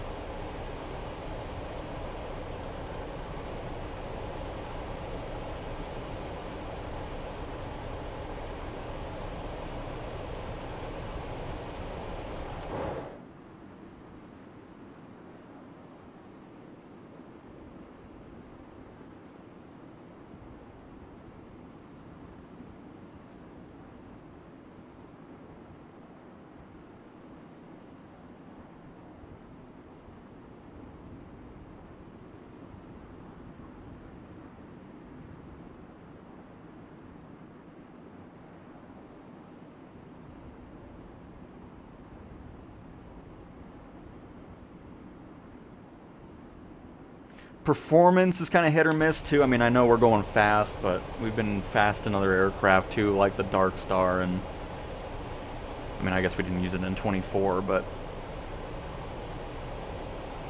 either way, I feel like performance could be improved a little bit as well.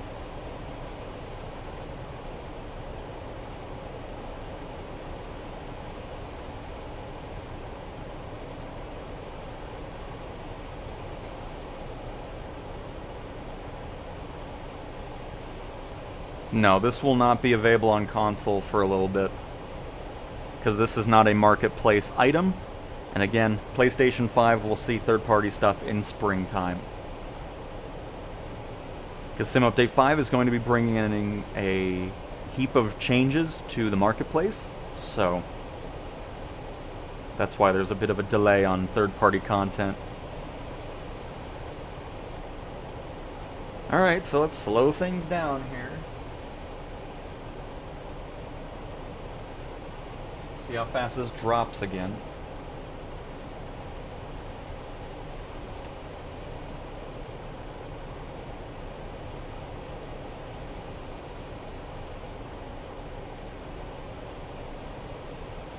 Oh, it's all good, Adam. I mean, honestly, I would have, I mean, the 60s, 50s, I would have agreed with both of them, so.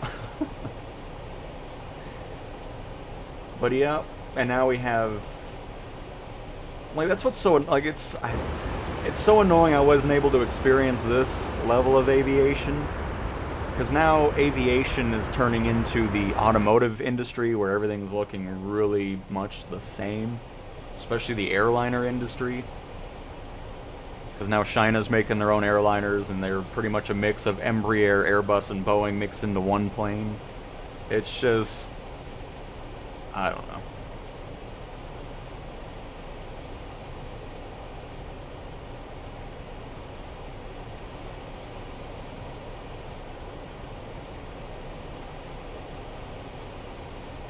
I mean, that's what makes Boom Supersonic so exciting, is because it's a different design. It looks cool. Like, I love that. Something unique to the aviation industry again, as opposed to just the same boring twin-engine nonsense that we have now.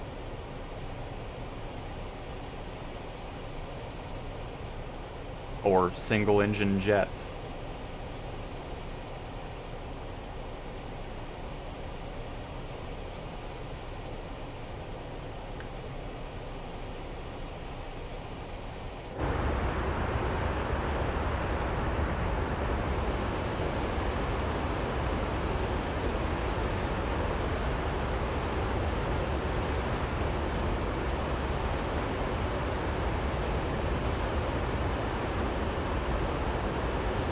JFK, everybody.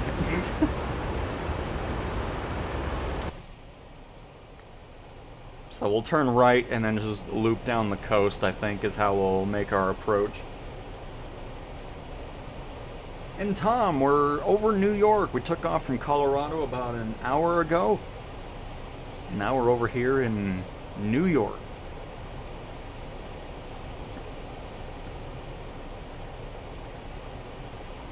And welcome to the stream as well, Colin. And yep, Adam, no doubt. I mean, it's just like architecture, too. Had so many cool designs, even from fast food restaurants, and now everything's a rectangle box with stuff in it, and that's it. It's just, from an architectural standpoint, we live in such a boring world now. That's why it's so cool exploring, you know, Europe and everything, seeing all the cool stuff that we built in the past. And now it's all just, how can we make this the cheapest possible build and the most boring possible build, and that's that. It's like,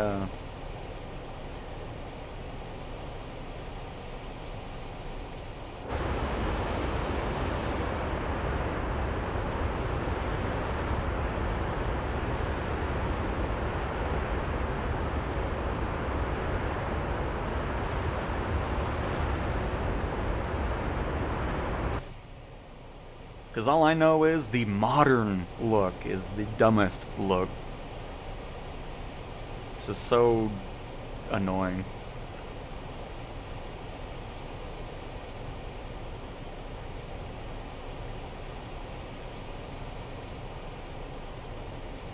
Yes, FCR is still on on Xbox and PC. Again, as I've said before, you're not missing out on much. This thing is just terrible. And I'm hoping they got rid of it, because maybe, I really hope Asobo's making some in-house replay stuff, because flight control replay just, it works 10% of the time, the other 90% of the time, it sucks. The audio's always glitched out, your plane's stuttering all over the place, it just, terrible. So, for whatever reason, I'm not sure why, because even the flight control replay guy who made it, he doesn't know why Asobo got rid of it. I mean, I know why they got rid of it, because it's not good. It really isn't. I've never been impressed with that thing since release last year.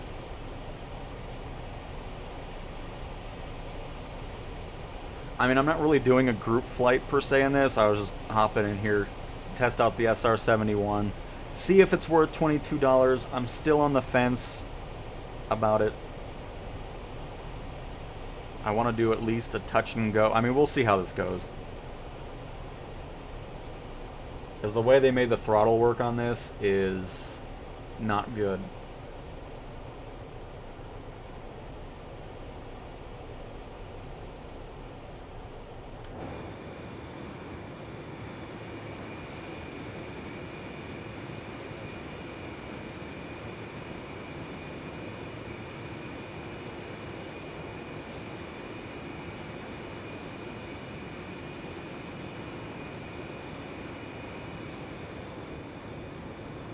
I didn't actually see any nameplates at all. Do I have multiplayer on?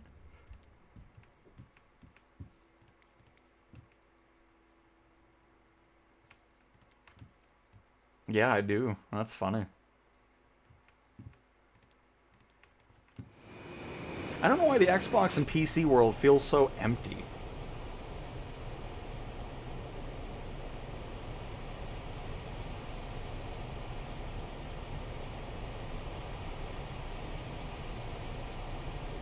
Especially since it's two different platforms, but it feels emptier than the PlayStation one. I mean, I know the PlayStation one just came out.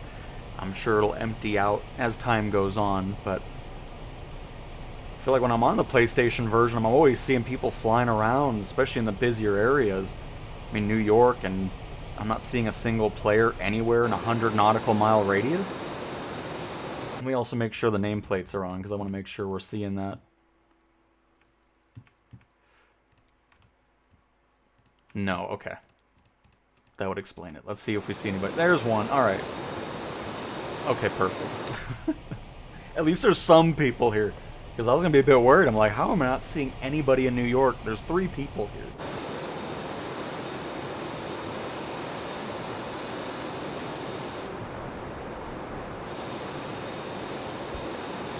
And that's it.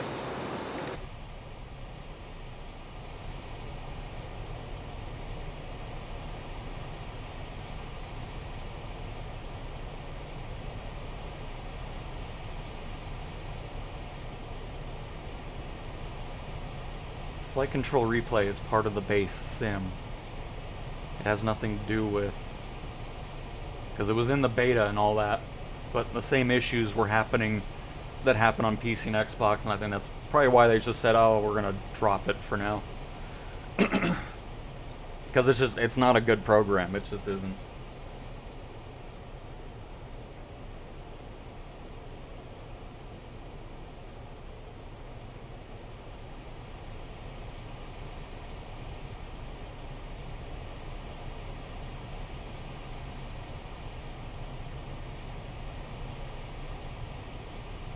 Because trust me, you're not missing out on anything. You'd just be frustrated using it, having that crap audio playback where anytime you're adjusting the throttle up and down, it would just be doing these weird sounds. It sucks. It's basically all I have to say about it. So you're not missing out on anything.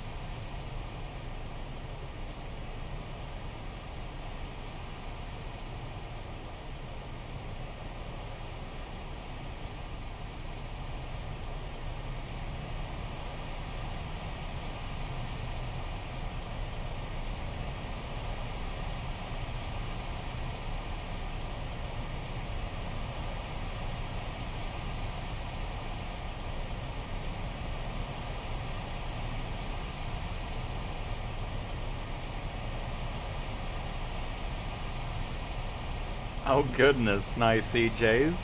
Well, at least you had a beautiful sunset landing to experience.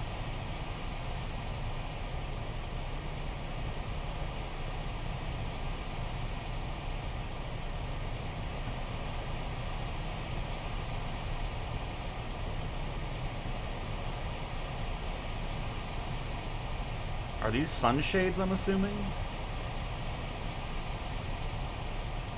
Or maybe to put data on? I really don't even know.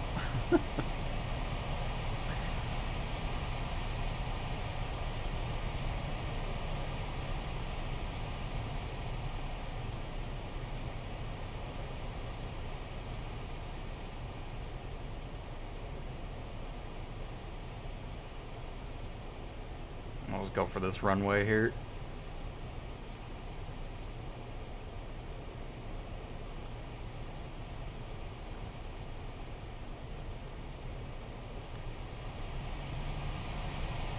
Oh, okay. I thought you were close by, CJ's. Well, never mind. Hopefully a lit up runway then.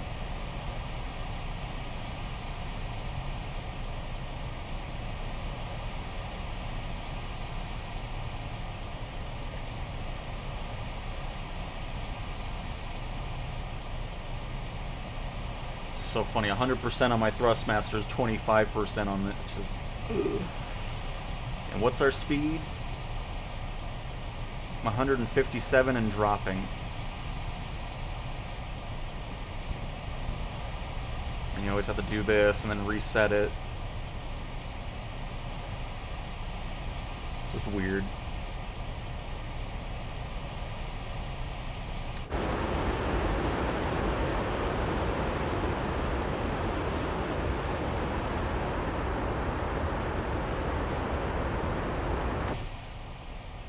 Honestly, I would doubt there is, but it probably becomes a pain if you have so many flight plans, just for the fact that going through the list. But I don't believe there's a limit. If it is, it's a probably pretty high limit. I need to descend here. I need to get some lower altitude going if we're gonna make this work.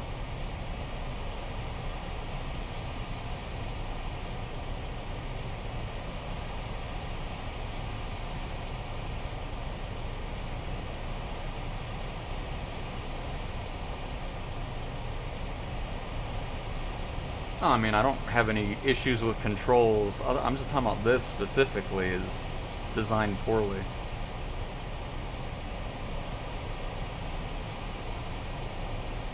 But regarding UI, I know a lot of people don't like it. I don't really have any issues with it.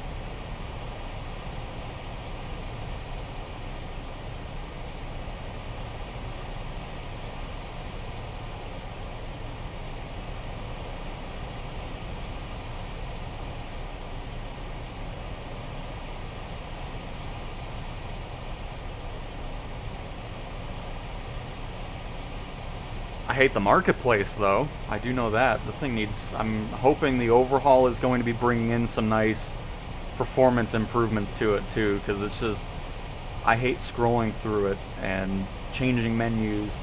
That's definitely a place that I like to see some changes, for sure. Oh no, Todd. I mean, that's a good way to keep it nice and clean, though, you know?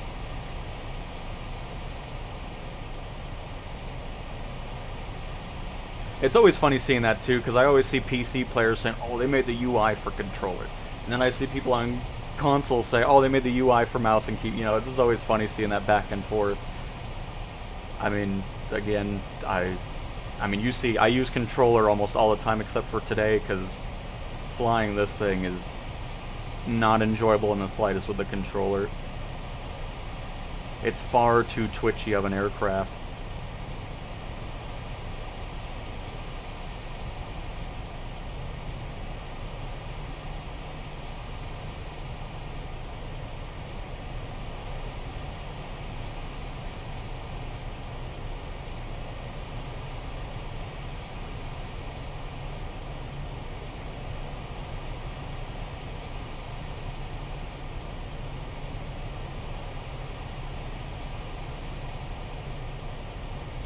Through the clouds we go.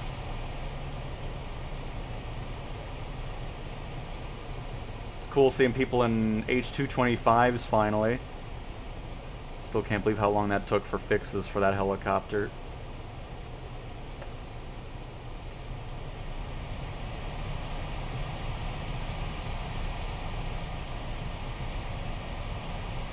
I saw Honeycomb came out with this controller thing. I looked at it, and I don't see myself enjoying it, because I think there's only one cursor, so what do you do when you want to move the camera around or do stuff with that? I mean, I don't know, I thought about it, and then I saw the $150 price tag, and I said, no, I'm good. I'll stick with the regular controllers I used. Because sure, it's cool having like the gear toggle and being able to switch out the, from mixture, whatever, but then on top of it, you're always having to switch the controller settings in the sim. So if you go away from a plane with mixture and RPM control, then you have to switch it out on the controller, go into the sim, change up. I mean, it's just, I don't know, I don't see how that's going to be enjoyable at all.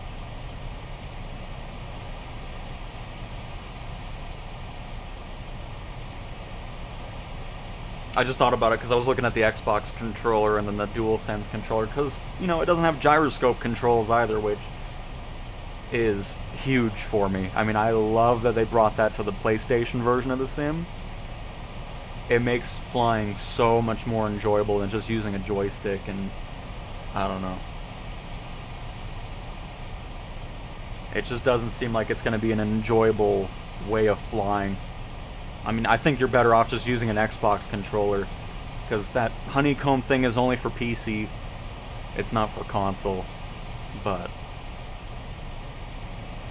yeah, I don't know. It did not impress me in the slightest.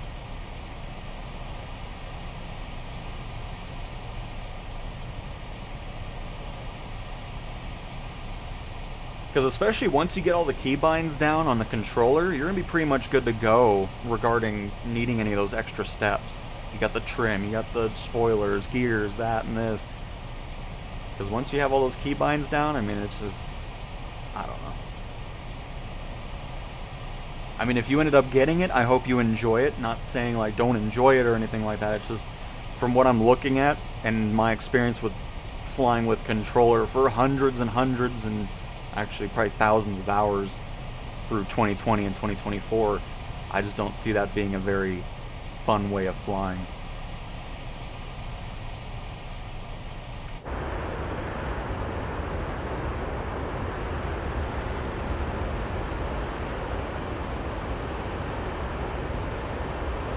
And Jar the Wolf, I just bought the game as I love aircraft, especially helicopters. I'm having a really hard time with landings in general.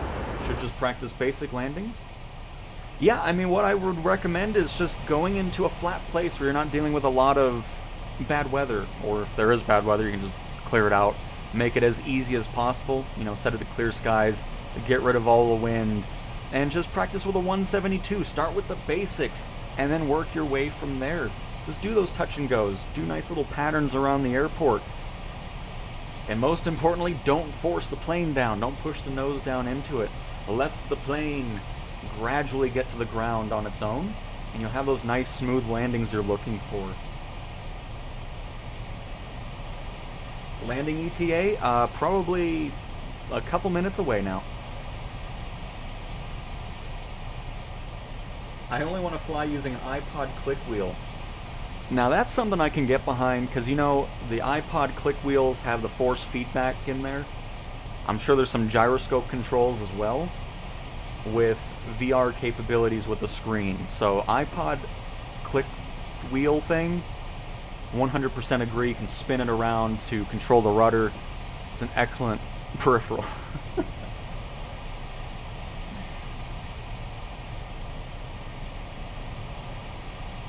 Not in the in-sim marketplace currently. It is only on the AnyBuild's website at the moment. I'm sure it'll make it... Oh, shoot, is that the airport? Oh, no, we're good. That's something else. I was like, wait a minute. How are we over here? But yeah, just on the AnyBuild's website currently for $22. When I'm done with the stream, I'll put the link in there if you want to check it out yourself, see what other features it has. I tried showcasing everything for the most part. Just, the cameras and the cone things, the spikes. And FMJ with 10 gifted memberships, thank you so much, and congratulations to Positive World, Radio Man, Simon, Black Sheep, Ash, LC, Yo,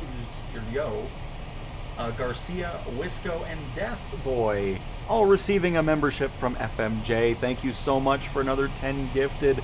Very much appreciate it. And of course, Adam does not win again. This is unbelievable.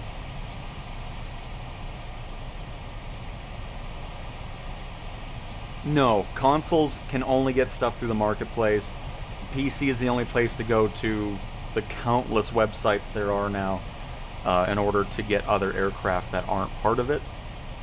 So yeah, on console, it's only through the marketplace, which is typically where I only get stuff, especially now. But when unique things like this pop up from time to time, I grab them. This, I'm sure, will eventually make its way to the marketplace, so if you want to fly it on console, I'm sure it'll be there in a little bit. It typically is about, what, a month, 2 months, sometimes 3 to get to the marketplace. We'll see what happens with this.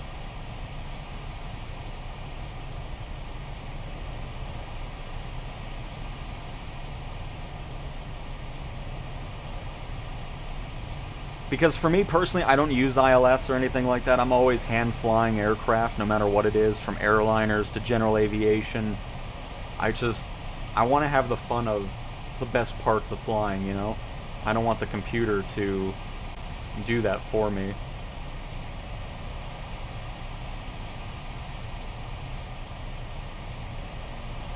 Alright, so we're going to stick around a higher speed here this time, because we went too slow last time. When we landed, we're too low right now. See, this is what I don't like about it. I'm full power in my throttle, but I have to do this in order... I don't want to be an afterburner on landing, though, but that's what you have to do, and then you can adjust. It just... Developers, if you watch this at KwikFlight, you got to change something with that. It ruins the flight with the way this throttle is set up. Because then you're either going too slow or you're going too fast, and it throws everything off. And not a fan of it. Because we had a great speed going, and now I'm going 220 knots, and I don't want... It's just... Ugh.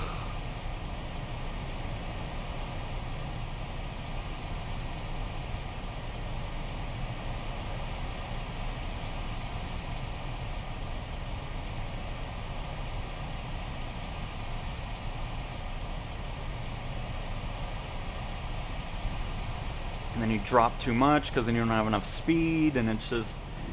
It's really a pain in the you-know-what to do anything with. Parachutes need work too. I don't know why they're dragging on the floor.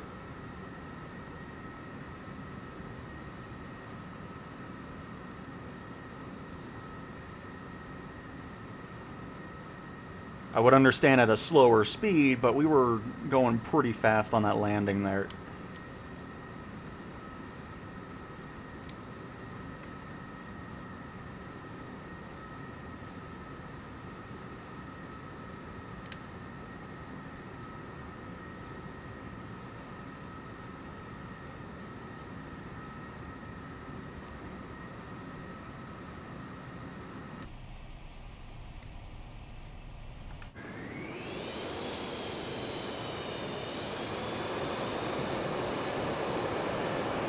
I would like to see this door close when you close the, or just get rid of the chute.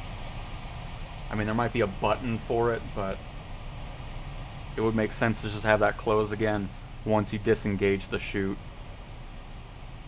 Oh, look, it's Adam. Hello.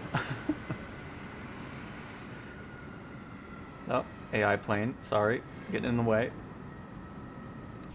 I mean, it was a better landing than we had first, but it's just, it's such a pain because there's so much dead space in the throttle control that makes it not enjoyable for landings.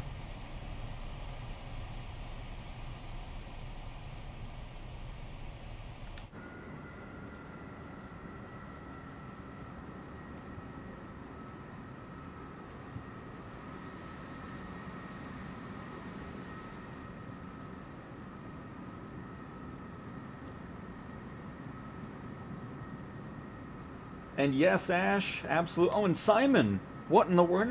When did that happen? Oh my goodness. Thank you for becoming a member, Simon. Now we got 2 Simons as members. Thank you so very much. I appreciate it. Glad you're enjoying the content enough to do that. Oh, hang on. I need to hit this button again.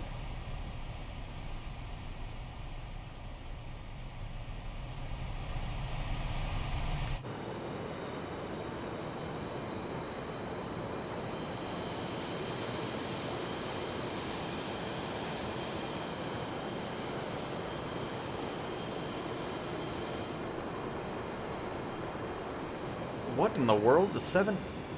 There's no way the 787's bigger than the SR-70. The SR-71's gigantic in person, or does it just look gigantic? Length of SR-71? 107 feet. Length?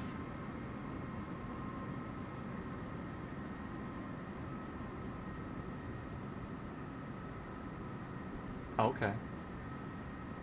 It is much bigger. I never realized how giant a 787 actually is. It makes the SR-71 look like a Cessna. Just threw me off there.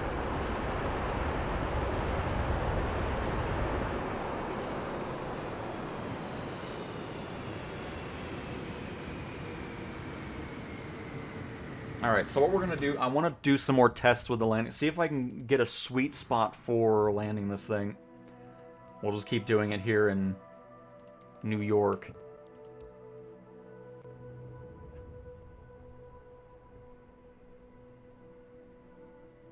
And Jim, happy to have you here as well. Welcome.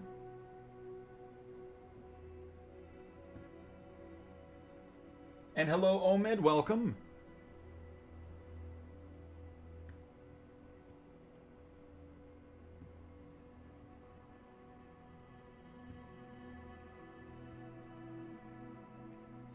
And I mean, yeah, Jar, just stick with that for now. I mean, just do the landings yourself, and then if you want to dive into the ILS approach and all that type of stuff, you can absolutely do that. But yeah, just get used to flying in the sim in general. Because, I mean, that's personally why I don't use those things with autopilot. The only thing I use autopilot for is altitude hold, nav mode, get me to my destinations, and everything else I want to do personally. And I see PC still has this loading in problem.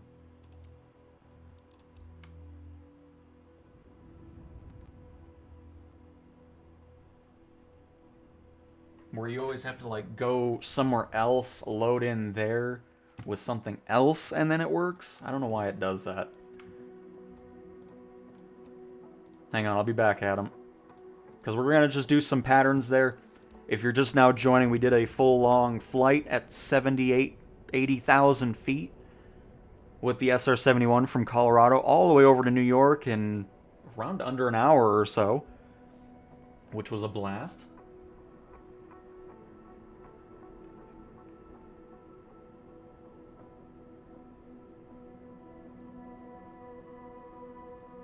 And Yoris, yeah, the U-tool will be pretty cool from Militech, I'm sure. Ugh.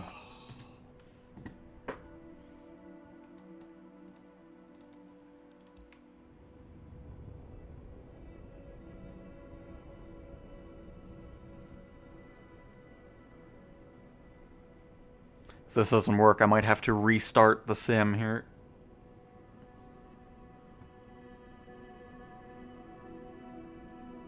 Flying 8,000 feet above Scotland, man, this country is beautiful. I'm sure of that. It's always great flying over there. And Gerald, eventually, I'm sure it'll be on PlayStation. Again, for PlayStation side of things, the marketplace really won't be housing any third-party stuff until springtime. And you're in Idaho here. I need to find some scenic places to fly. I'm sure there's a few beautiful spots. Oh, I'm sure of that, Wolf. Especially up in the northern part of Idaho. Alright, I'm going to just restart. Because obviously something is... this is why I don't play on PC much.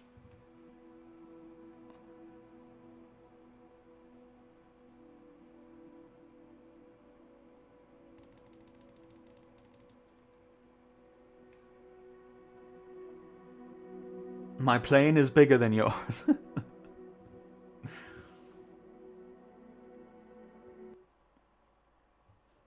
Oh, at least, you know, at least we get to see that, you know? Anyways. Yeah. The joys of gaming on PC. Love it.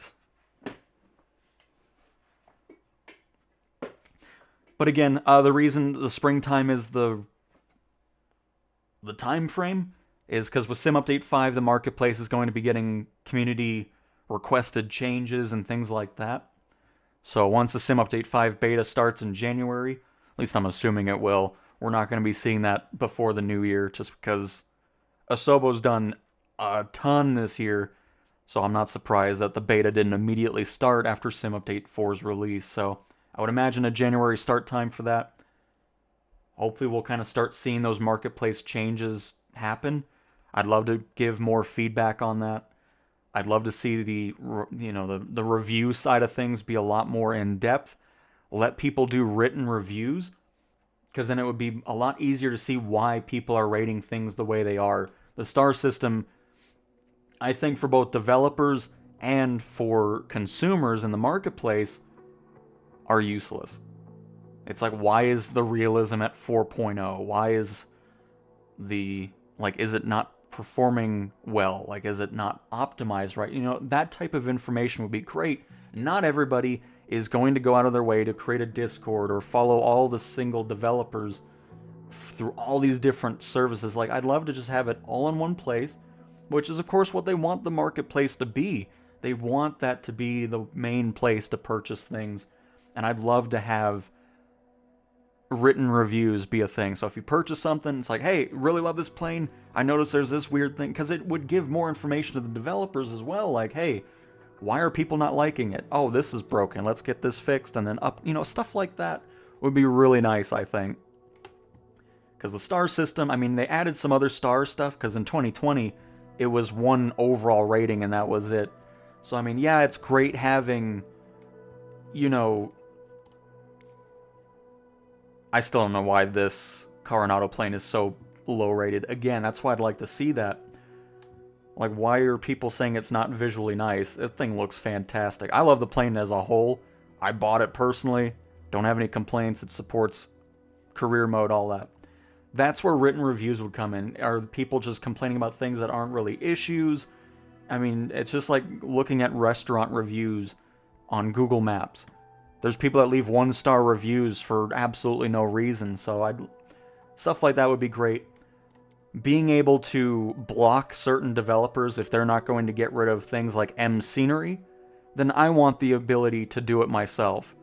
Like, I want to click on... Wow. Oh, there they are. I thought they were gone. I was excited. I want the ability to click on this and have a little 3-button thing, block this creator, and never see them flood my marketplace again.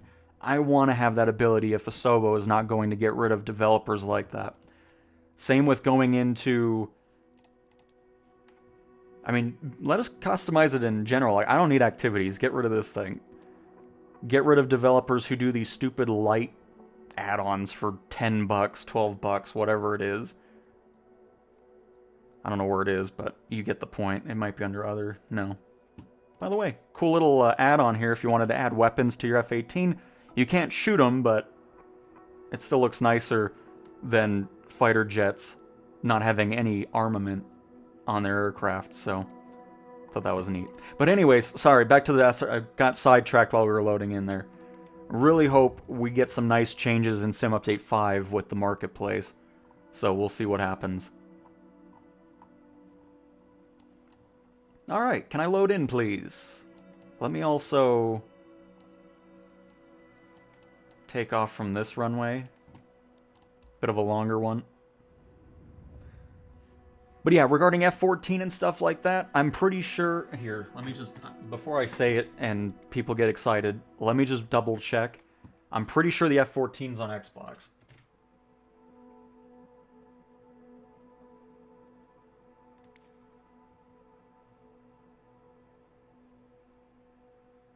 Yes, so it will definitely be making its way to PlayStation as well. Because, of course, this was a collaboration between Heat Blur and India Foxtrot Echo. Two of the main ones to get fighter jets from, pretty much. I don't think there's anybody that tops them. But yeah, so that'll definitely be making its way over to PlayStation as well. Alright. Back to the... I'm sorry. Anytime I can talk about my wish list of Marketplace, I like to talk about it.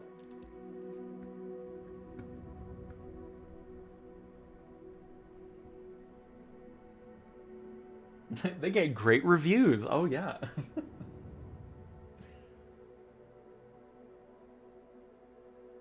I mean, the Vision Jet is honestly a great introduction into jet travel as well. It's a very forgiving aircraft.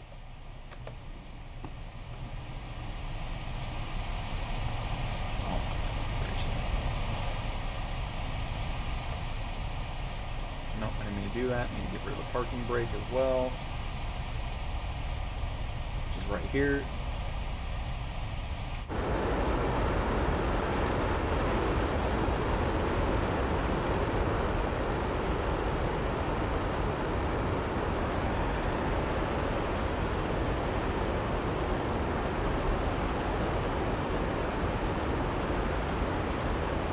Bring this power back since we're going to stay in the area.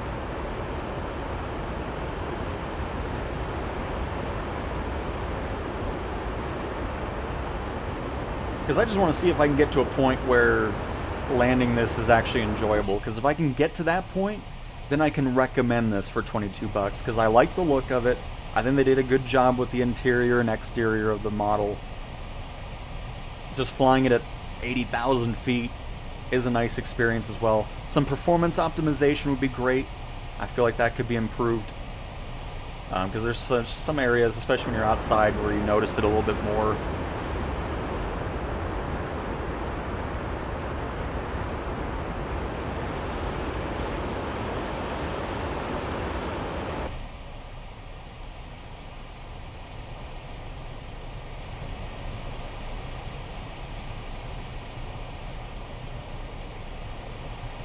Oh, I got really excited because it was doing what I was wanting it to do earlier, and now it's back to this nonsense again.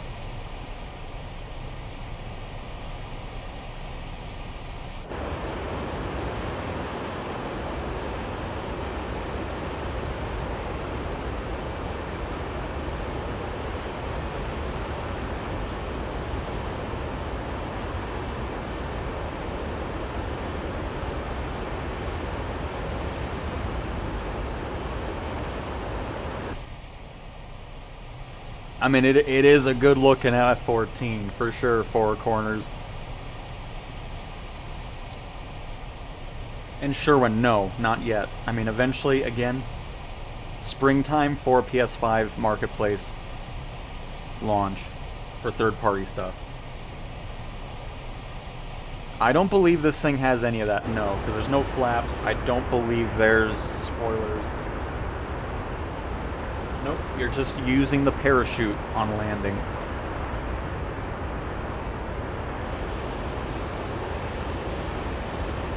Oh, I'm sorry, folks. Hang on. I have water set to low.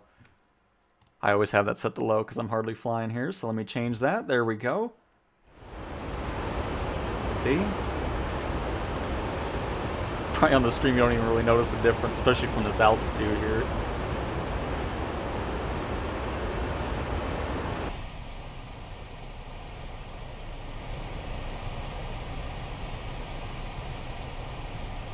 And, well, it's definitely up there. The C-160 from Azure Poly is #1 in ratings and all that. But I mean, again, anything from them regarding what they create is going to be great quality. I know Heat Blur is working on their F4 that they're bringing to Flight Sim as well. And if you're a DCS player, you probably know Heat Blur because they're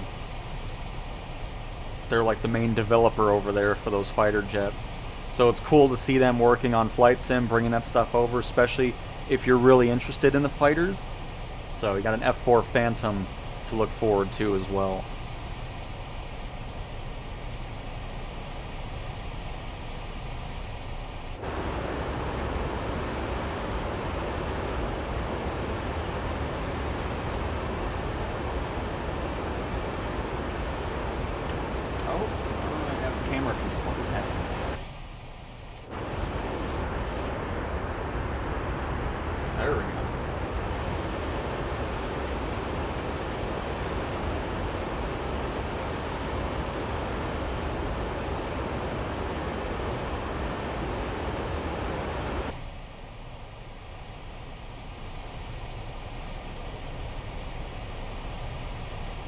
At least I'm 100% sure, or 99% sure Heat Blur is a DCS dev doing stuff in Flight Sim now. Well, alongside Flight Sim. You know what I'm talking about. Goodness.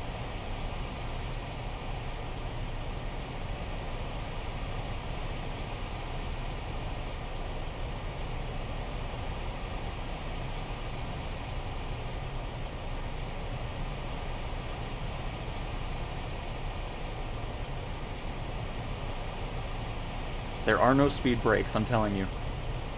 It's all good. Because it's right bumper and Y or R1 and triangle to deploy them.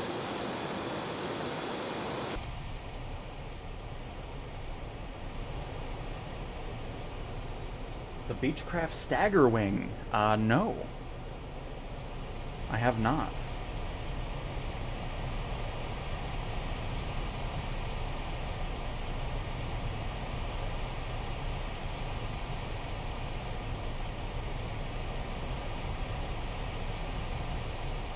I mean, I'm not going to switch permanently just to a PlayStation only focus on Flight Sim, because, I mean, I have other things here. I have more money and career, so, I mean, anything career-wise is going to be pretty much here. But yeah, I'm not going to just stop the other platforms.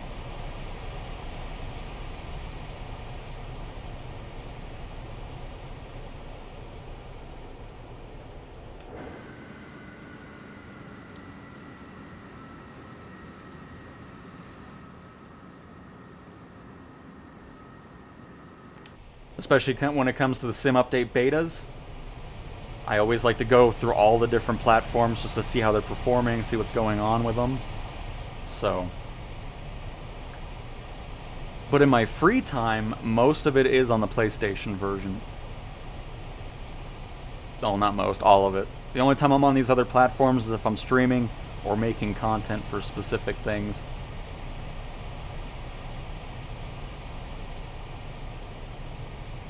Oh, is it? Does it? Was that confirmed? That sucks. I was really expecting Ace Combat 8 to have the VR. That's all right. So we have Flight Sim for it.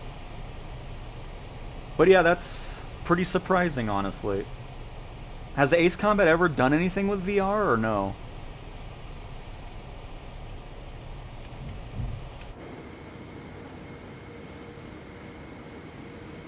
Because that's definitely a missed opportunity for sure.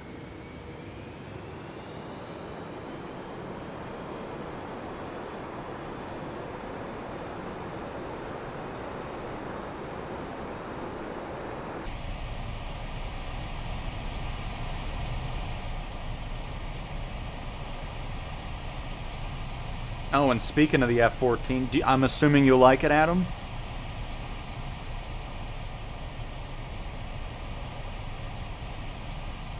Because Adam has all kinds of fighter jets. He's always flying in something I don't have. F-15s, F-16s, F-14s. I do have an F-35, though. So we do have something.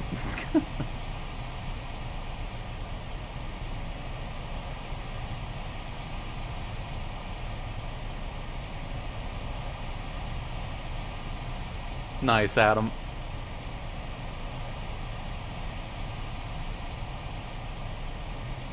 Oh, 7 did have it. Oh. I wonder why they... It's weird.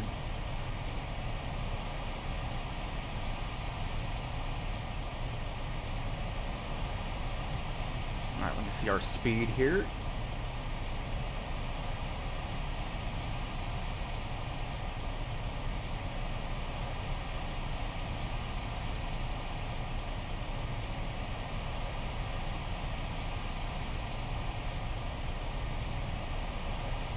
Oh.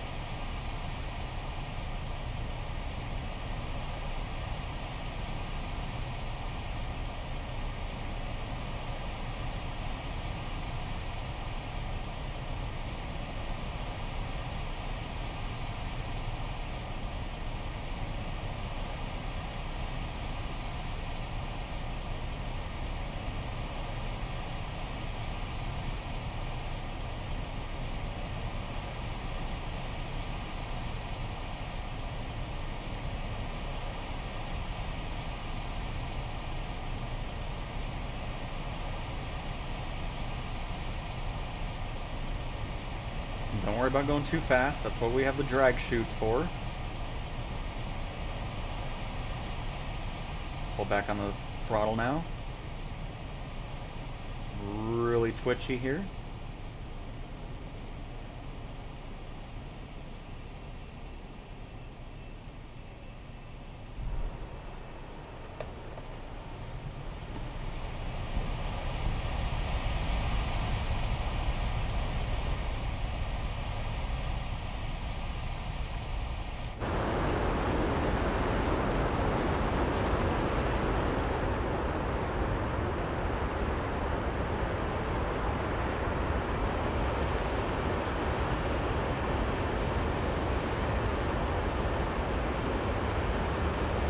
I should have paid attention to the speed. I wasn't looking at that, but I think we're on the 160, 170 knot range.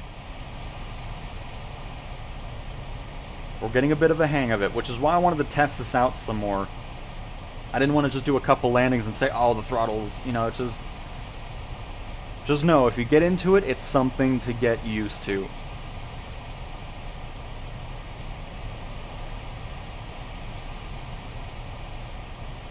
If the aircraft has speed brakes, it's R1 and triangle. You tap both those buttons and it'll engage if there's speed brakes or spoilers to be engaged. Not every aircraft has one, of course. Oh, it does say, okay, well there we go. That was exactly where we were, so that's perfect. So we were hitting the sweet spot.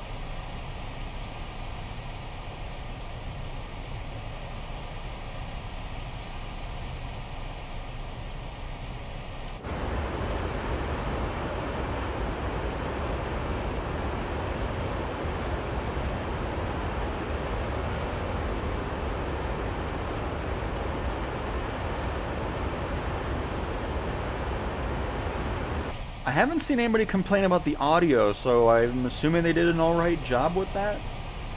Because, you know, never saw one fly in real life, so I wouldn't be able to tell you what it sounds like, so. Because I still wonder how they do that anyways. If they just kind of mix between certain aircraft just to kind of get a different sound, or how that works for aircraft like this.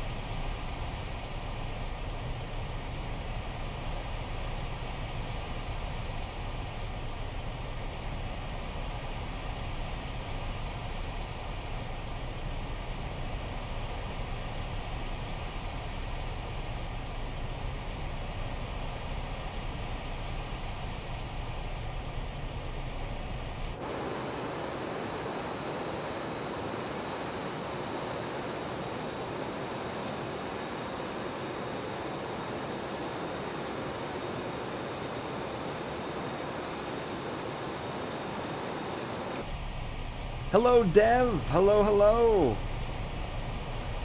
I mean, each platform's pretty similar. I mean, especially now with Sim Update 3 and 4 out, especially on Xbox. I mean, the Xbox version was not great in the slightest at relaunch, and it's been much, much improved. It's actually enjoyable now to fly there. So, I mean, performance-wise and everything like that, I feel like every platform's doing a really good job at it. Biggest difference between PC, Xbox, and PlayStation is, of course, the marketplace, but that'll be much closer to being matched up in the springtime, which will be nice.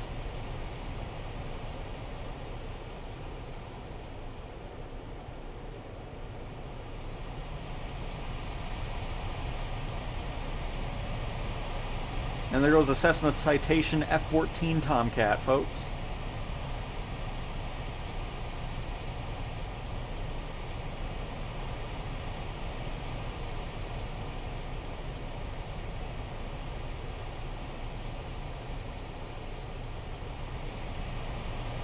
Oh, I turned way too soon here.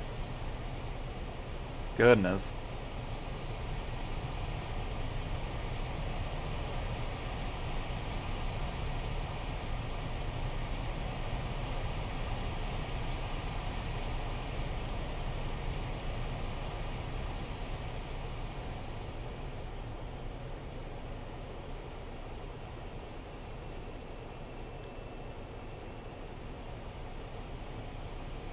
But you're welcome, Dev. Yeah, I mean, overall, you can't really go wrong anywhere you play the sim now. It just all depends on what you're looking for extra from the sim. If you want third-party stuff, that sim, ATC, more selection of things outside the marketplace, PC's the way to go, of course. If you're wanting extra features on console, PlayStation's the way to go, just for the fact that you get VR, the gyroscope controls, you have the ability to play mobilely with the PlayStation Portal.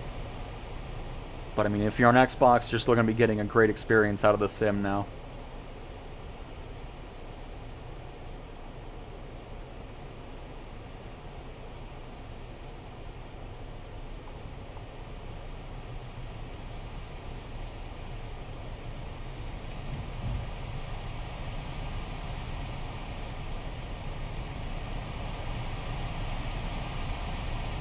I'm just zoomed in a little bit to see our knots, because it's this dial right here.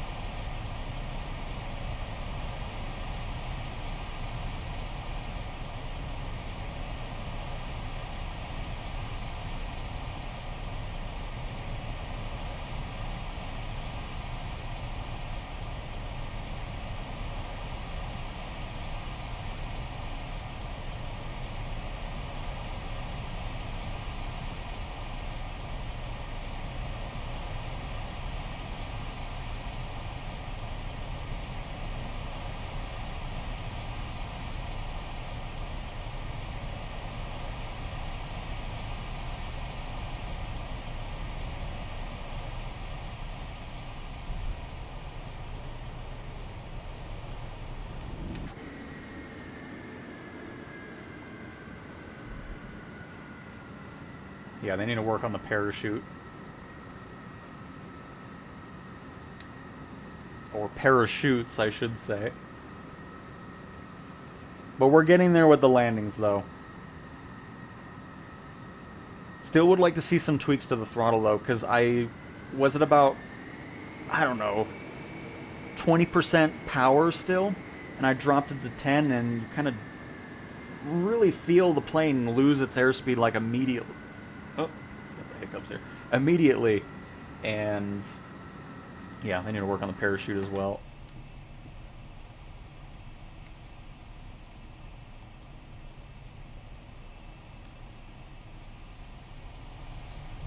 But regarding, I mean, once you get used to the throttle and everything like that, again, still needs some work. I'd like to see the reflections worked on as well, because I don't like how they look, especially at certain altitudes.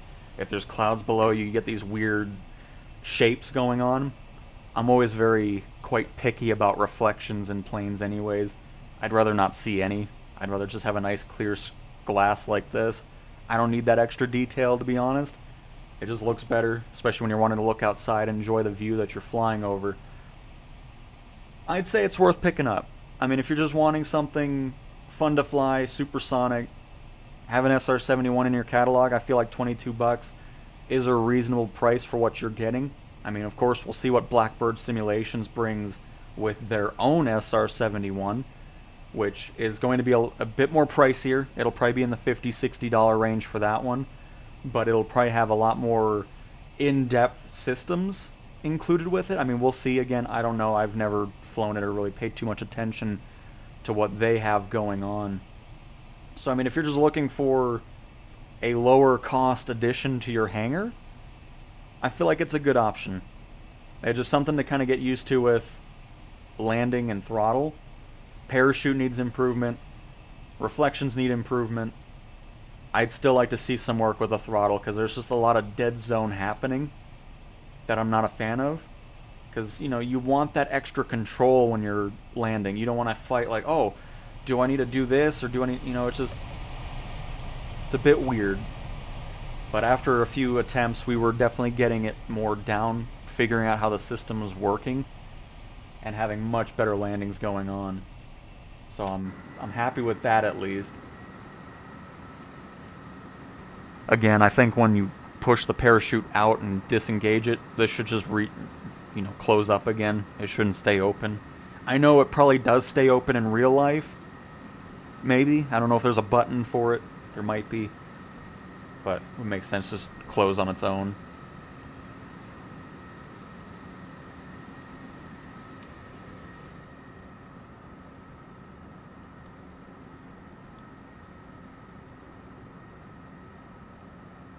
Oh yeah, Philo, we were going over Mach 3.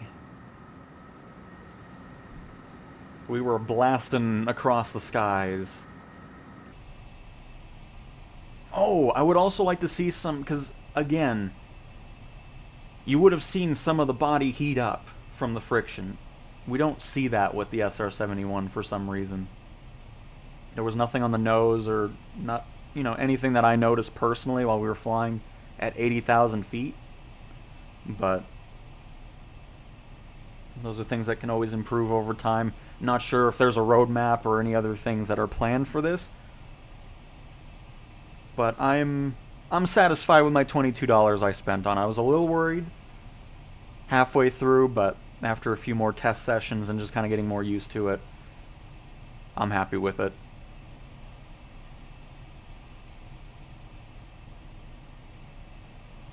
Oh, very nice, RD. Very nice.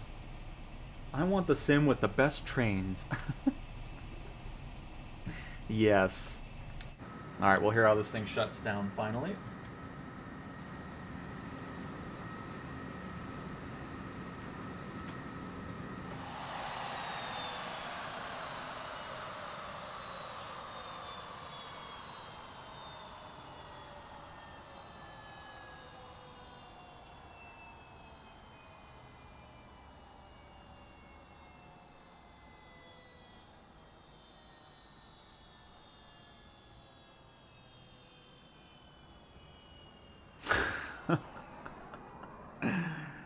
You know how cool that would look if I had the F-14?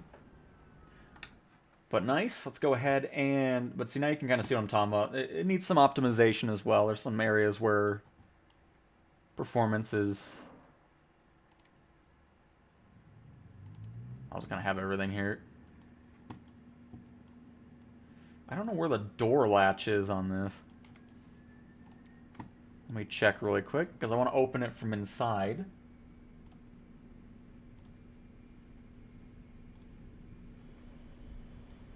Oh, right, it shows the landing light.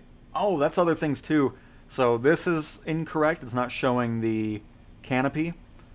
There's also some spelling mistakes, like anka of attack instead of angle of attack. So little things like that also need to see some work. But,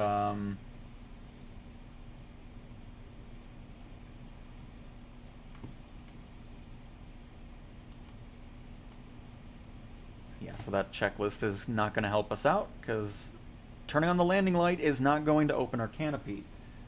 Unless, is it to the left of this? No, that's manifold temp.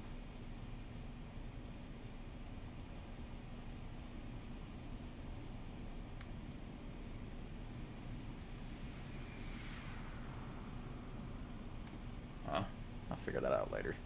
I don't know where it is, so we're going to go ahead and just pop out and open it from outside.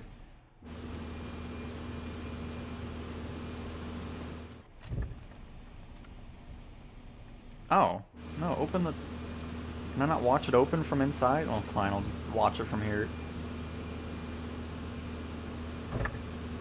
Every time I think about the SR-71, I think of Call of Duty. I think the first Black Ops game, maybe the second one. The SR-71 mission. Back when Call of Duties were actually fun and enjoyable.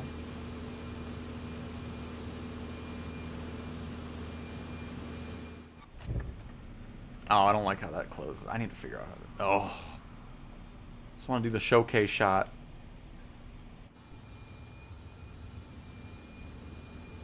That way you can get an up-close look here of the SR-71.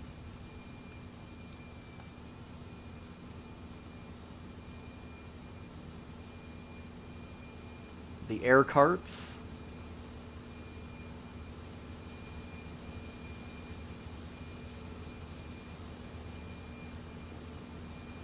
Oh,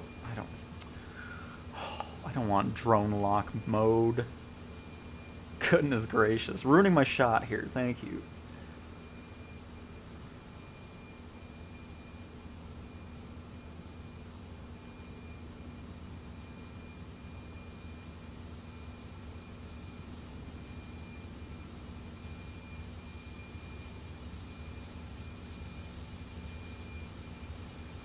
In case you didn't see the up-close look of the gears and everything.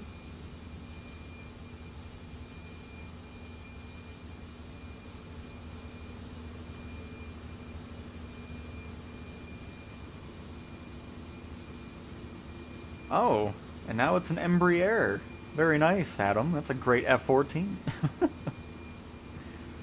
Oh, and here, let me showcase this really quick.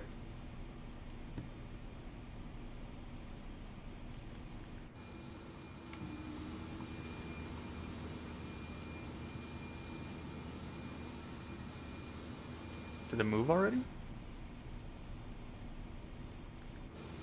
Oh, there it goes. But that's what we were moving when we were getting those higher speeds. And then we move it back.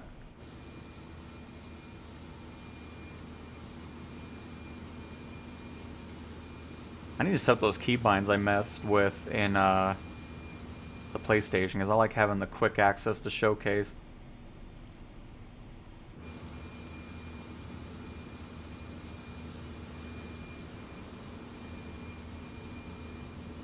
Here we go. Sun was in my way there.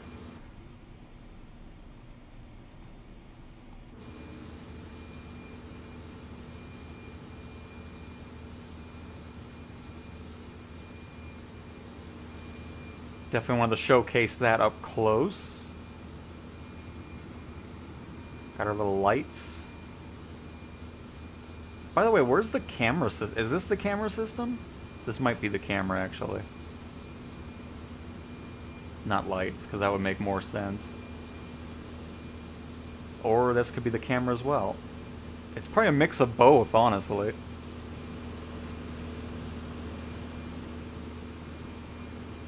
I love that you hear the ground power unit too. Or the auxiliary power unit, I should say.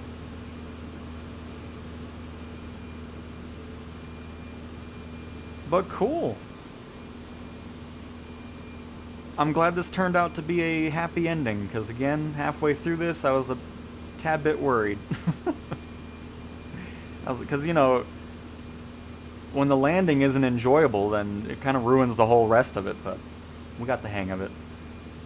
So again, this is available on the AnyBuild store for $22. I'm sure it'll be making its appearance on the marketplace soon as well. So if you're on console, you'll be able to get this specifically on Xbox first, and then I'm sure PlayStation users will also be able to grab this if they so choose. But yeah. Is that your SR-71 engine code? Or are you happy to see me? Unbelievable. And Adam, no, because that is part of the air show assistant. This is compatible with it, so if you wanted to do mid-air refueling, you could do that with this and the SR-71, if you so choose. I would show it, but it would take me 5 years to get this all set up, and it would not be enjoyable to watch, so... But yeah, if you have the air show assistant, this is compatible for mid-air refueling if you so choose to do it. Which, by the way, I think I saw the toggle for that right there. That should open the hatch above our cockpit. And there it is. But it is capable of doing so if you want to do mid-air refueling. But alright everybody, hopefully you guys enjoyed taking a look at the SR-71. I know I'm not the best to showcase it because I don't know what's going on, but I hope it was still an enjoyable stream. Doing a nice little supersonic flight from Colorado to New York in under an hour. And then getting some practices in with the landing. So, very awesome. And we'll probably be back tomorrow. I don't know if we'll be back. We'll see. But if we are, we'll be back on the PlayStation to do another group flight. So, With that being said, thank you guys so much for watching, and again, thank you to FMJ for the gifted memberships, and to Simon for becoming a member as well. Very much appreciate the support, and thanks to everybody else for stopping on by and watching. So, goodbye!